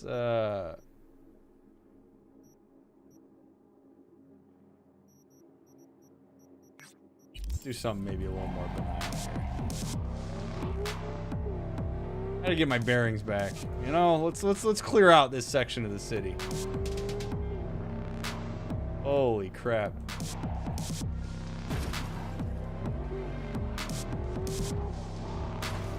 Oh, what happened to me? Did I have some sort of driving mod I didn't know about? Is it just because it's late?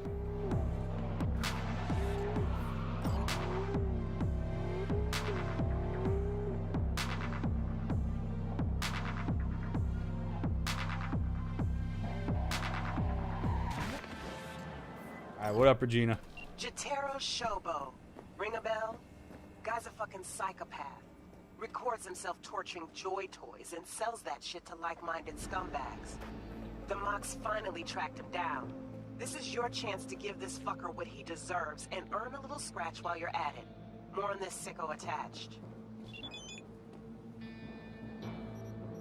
Alright. Feel like I'm doing everyone a favor for making Eddie's doing it. Deal with Jotaro Shobo, twisted motherfucker like no other. He's a tiger claw and a sadistic scumbag who's got a thing for scrolling XBDs. To say whether he just gets carried away or, and my money's on this, he gets off on the tortured screams of his victims. Best guess is 17 murders to his name, but the injustice of the streets dead and missing joy toys is notorious. But the Moxes are different.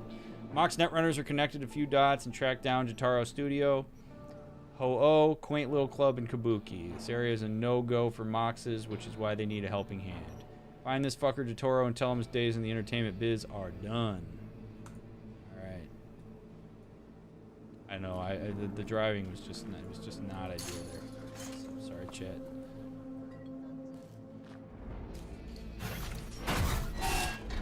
This way, because I'm strong.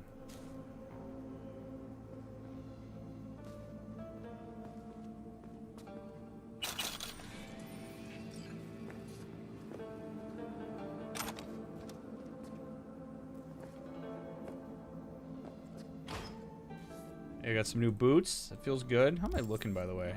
I'm looking okay. I'm about ready for a new hat, but...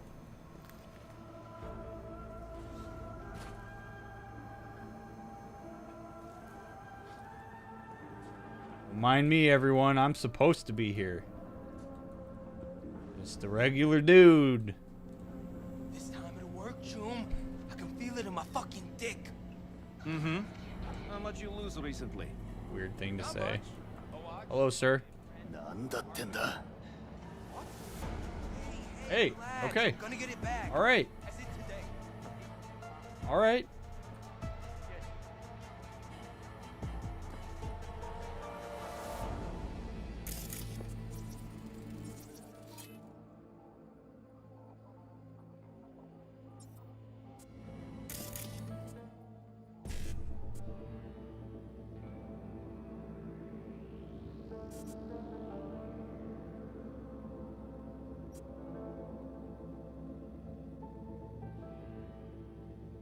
C55E9.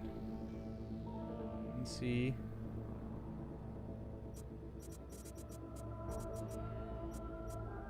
C55. Where is the E9? 55. Yeah, I don't have access to E9. Oh, this is bad. This is bad.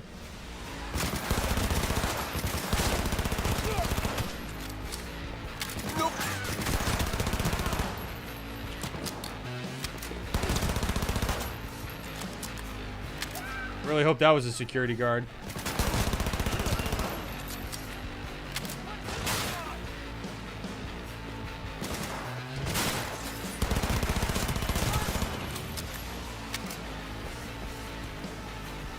You hear this commotion downstairs? I'm coming for you, bud.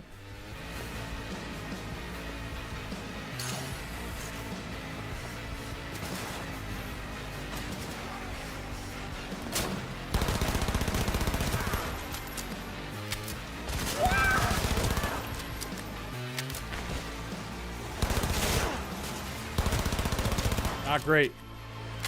Not great. On his flank!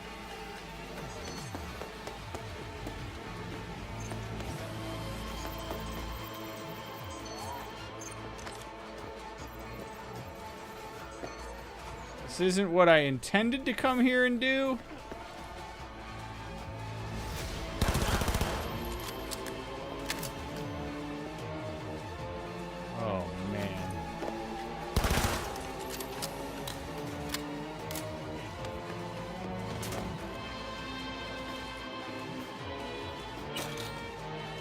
just gonna fully rob the place. Oh man, this is... Shit goes wrong.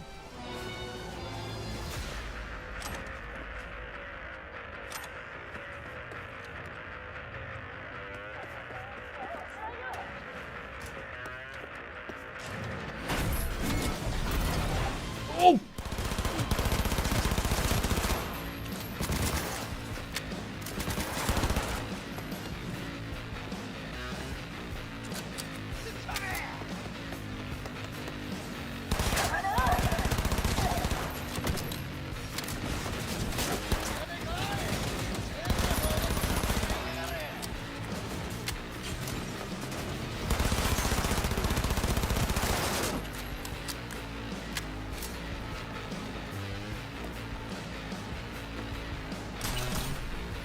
God damn it!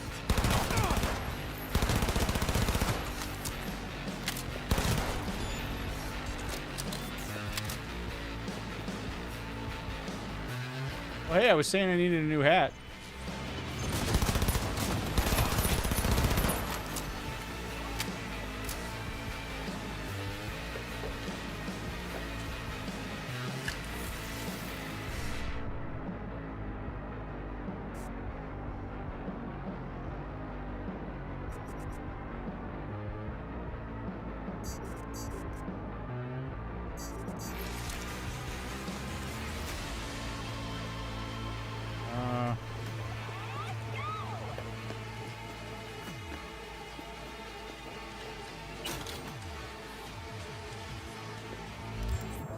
Oh, hell yeah. All right, I'm looking good.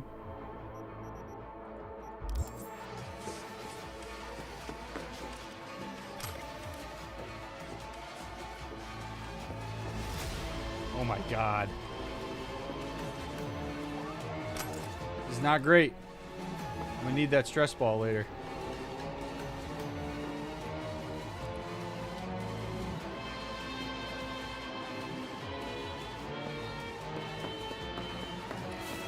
What the hell is this guy? I've given him so much time to get out of here.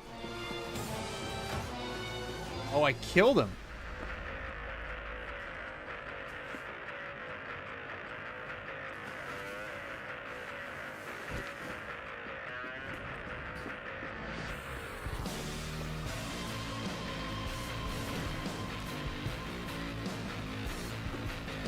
Oh, well,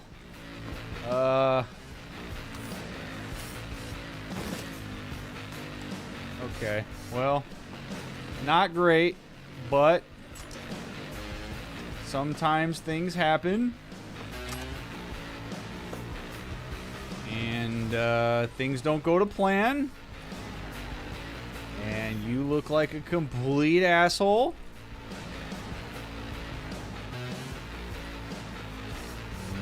Here we are.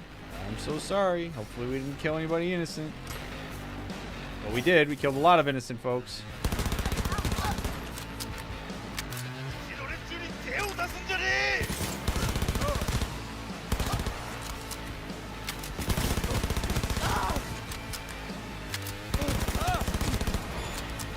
This gun is awesome.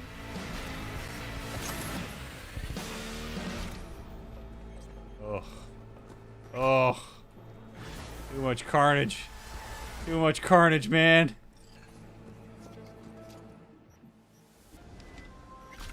Well, Regina. One less shithead in this city. Preem. Thanks, V. Closing the gate. Vigilante justice. Oh, boy. Okay. Well, that was... maybe not exactly how I would like that to have gone, but Regina okayed it, I guess. I don't know if that makes it right, but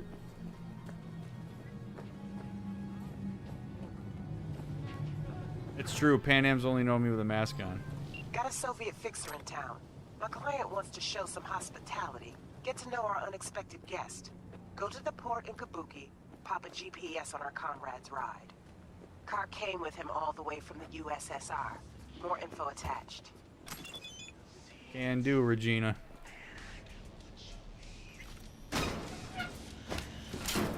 see. So what do we got here? When a top Soviet fixer, Mikhail Akulov, landed in Night City, it generated a lot of buzz in the biz. So far, says he's just in town to cut a small-time deal. The USSR's premier fixer in town, personally handle minor league gigs at any stakes. Yeah, can't say I'm convinced either. So what's his game? Why Night City? My client needs answers to these questions and more. They want to follow his every step on Night City soil, and that's why you need to plant a GPS transmitter on our dear comrade's car.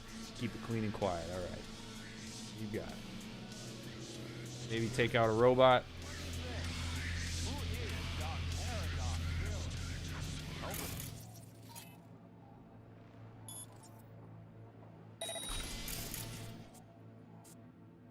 Alright, cameras off. Ad campaign, but it's a pirate project. Worker.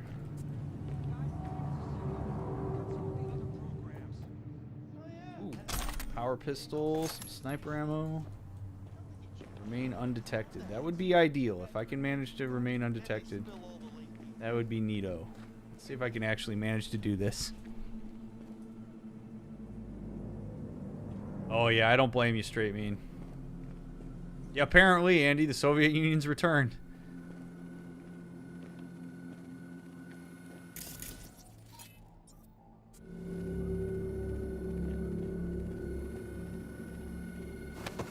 Sorry, buddy.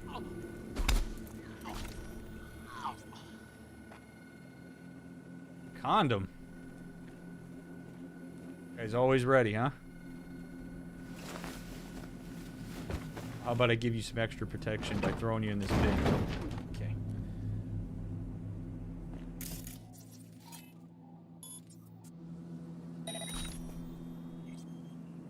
Okay, camera's off.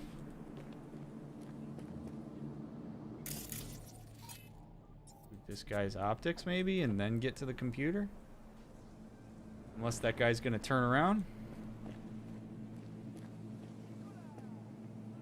Doesn't look like it though. I might need to just reboot this guy's optics.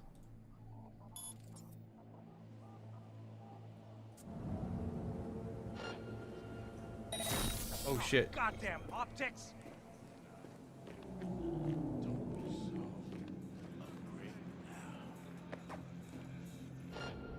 Don't make trouble.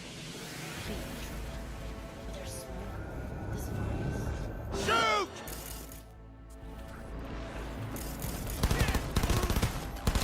Shit.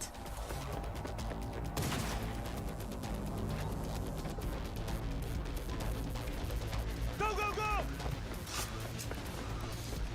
I did what I was supposed to do. Keep shooting! Oh god! Since when do construction workers carry heat? Damn it! All right, we incapacitated one guy. This was supposed to be hush-hush, V. Sorry. You're drawing attention. But all right, the bug's planted. That's the most important thing. Now just pray they don't find it. Gig shut and closed. Ain't my problem, Regina. Damn it. That guy came flying around that corner. Oh!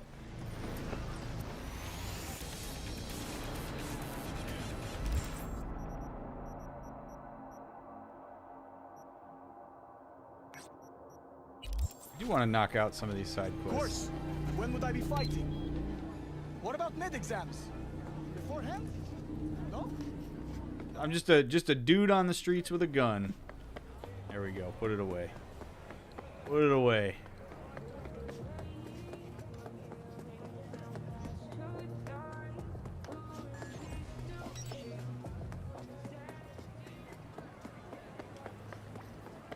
Who knows what you might find?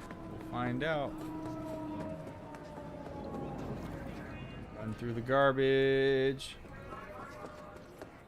Give me that call, Regina. Hit me up. Let me know what I'm working with here. Excuse me. Parkour. Parkour. I'm a free runner.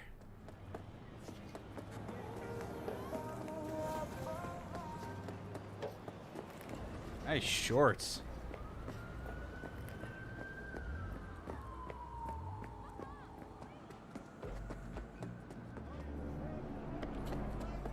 Nice little jog here. What up, Regina? Hey, got a rat problem on my block. Who doesn't, right? Thing is, these rats are human-sized. Look just like tiger claws, too.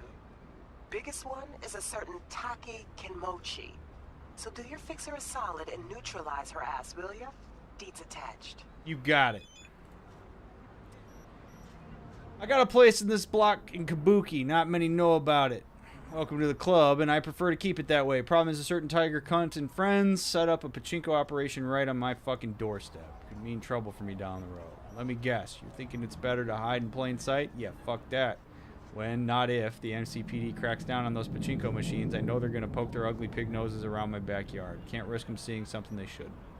Can't sit on this. Head to the residential block where a tiger by the name of Taki Kenmochi is running a pachinko show. Deal with her. Any other tigers in the area will get the message and peace out quick.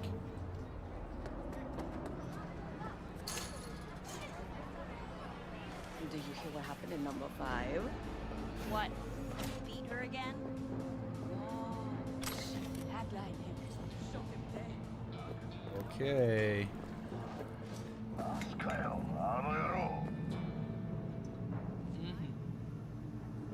Hey. You got an alternative way around? Doesn't involve this guy seeing me? Oh, what's up? What's up, fellas? Don't worry about me. I'm just here to take your money. Don't mind me.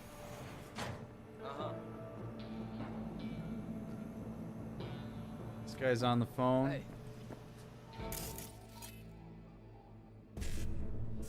All right, breach protocol. 55 1CBD. Let's see, that would go 55. Well, there's a 55 here. 1C. 1CBD. 50. Oh wait, 55.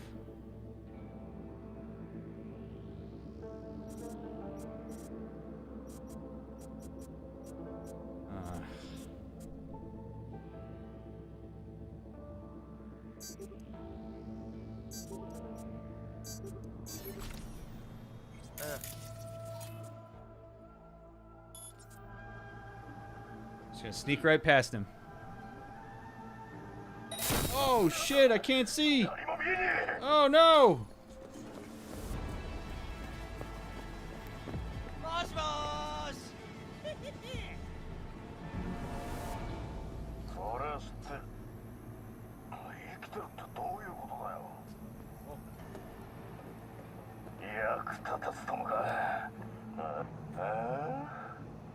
Hey, bud.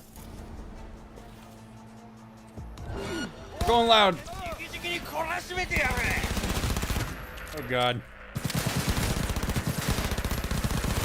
Hold the gun on me. I was just trying to hang out. Just trying to get in here. Wasn't trying to do anything crazy. I think that's her. Yep.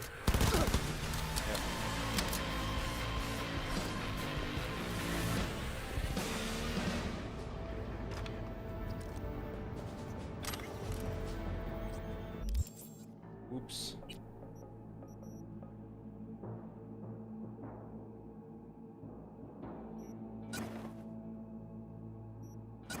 We're wearing the helmet.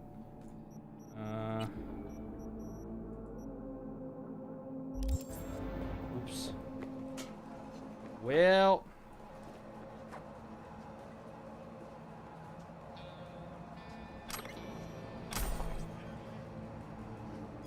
Hey, opportunity knocks, chum. Huh? Tony's out of biz. You hear? Got thrown off a building. Some unpaid debt. Exactly. Didn't pay off his pachinko machines. Now's our chance to paint the pavement with our blood? No, listen. We can buy those machines at half from Bill the Clown. No way I'd enter biz with him if I were you. If I get smart if I were you. Plan to jack yourself off to death? Dead and living with your output? God, I hate reading people's text messages. At least she won't push me off a roof. Stop. I'm not fucking around. We're taking those pachinko machines and setting them up in the block. Then we earn big. The end. There's no way this goes wrong. Whatever you say. Okay. Well, it went wrong. Not great. Let me go ahead and clean up a little bit here. The least I can do. I don't need the poor folks who clean these streets once every decade to have to deal with my mess here. I don't want to traumatize anybody that walks past. Interesting. Floating lunches. Okay. I mean, I'm a man that cleans up after himself. You know, at least you can give me that. Yeah, tiger claws are not fond of me. That's for sure.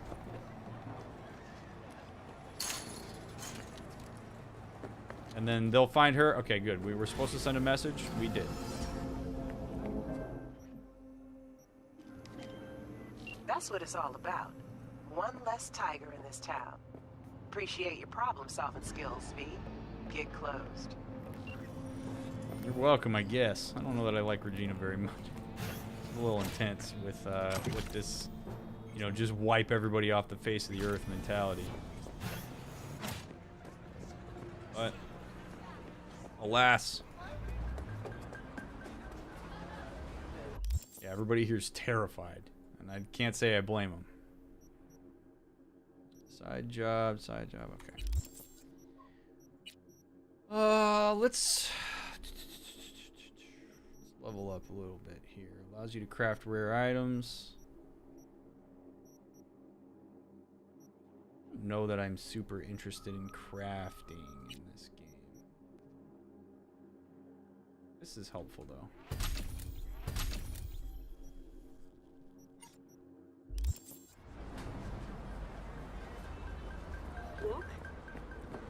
All right. Well, we made some headway tonight. That's Takamura's like right around the corner, and I'm like, nah. I think that's probably a good place. Johnny J, quick question: in a world like this, it would be filled with so much distraction and escapism. I wonder if the main character hasn't really fallen in that pit. I'm sure he probably has. I'm sure everybody in this world has. We've been forced to focus on certain things by the nature of our circumstances, like with having Johnny Silverhand on our chip, but I think everybody in this world is so inundated with the need to find novelty and to escape reality. Yeah, I have no doubt that that also affects me.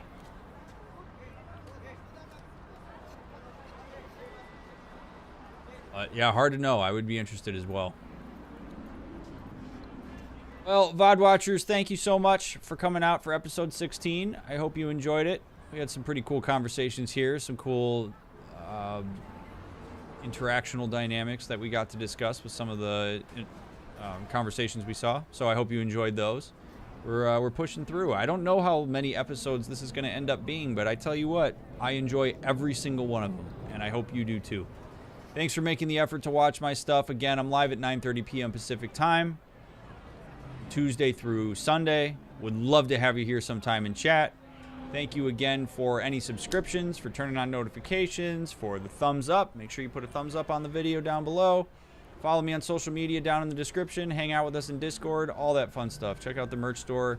There's stream safe, DMCA free music available for you on the store. Also available to stream on Spotify, Apple Music, soon to be YouTube Music, and more, where you can listen to music, use it for your streams if you want. It's about 6.5 hours worth of music with another album on the way at the time that I'm saying this. I hope you have a wonderful rest of your day wherever you are, and I will look forward to catching you in part 17.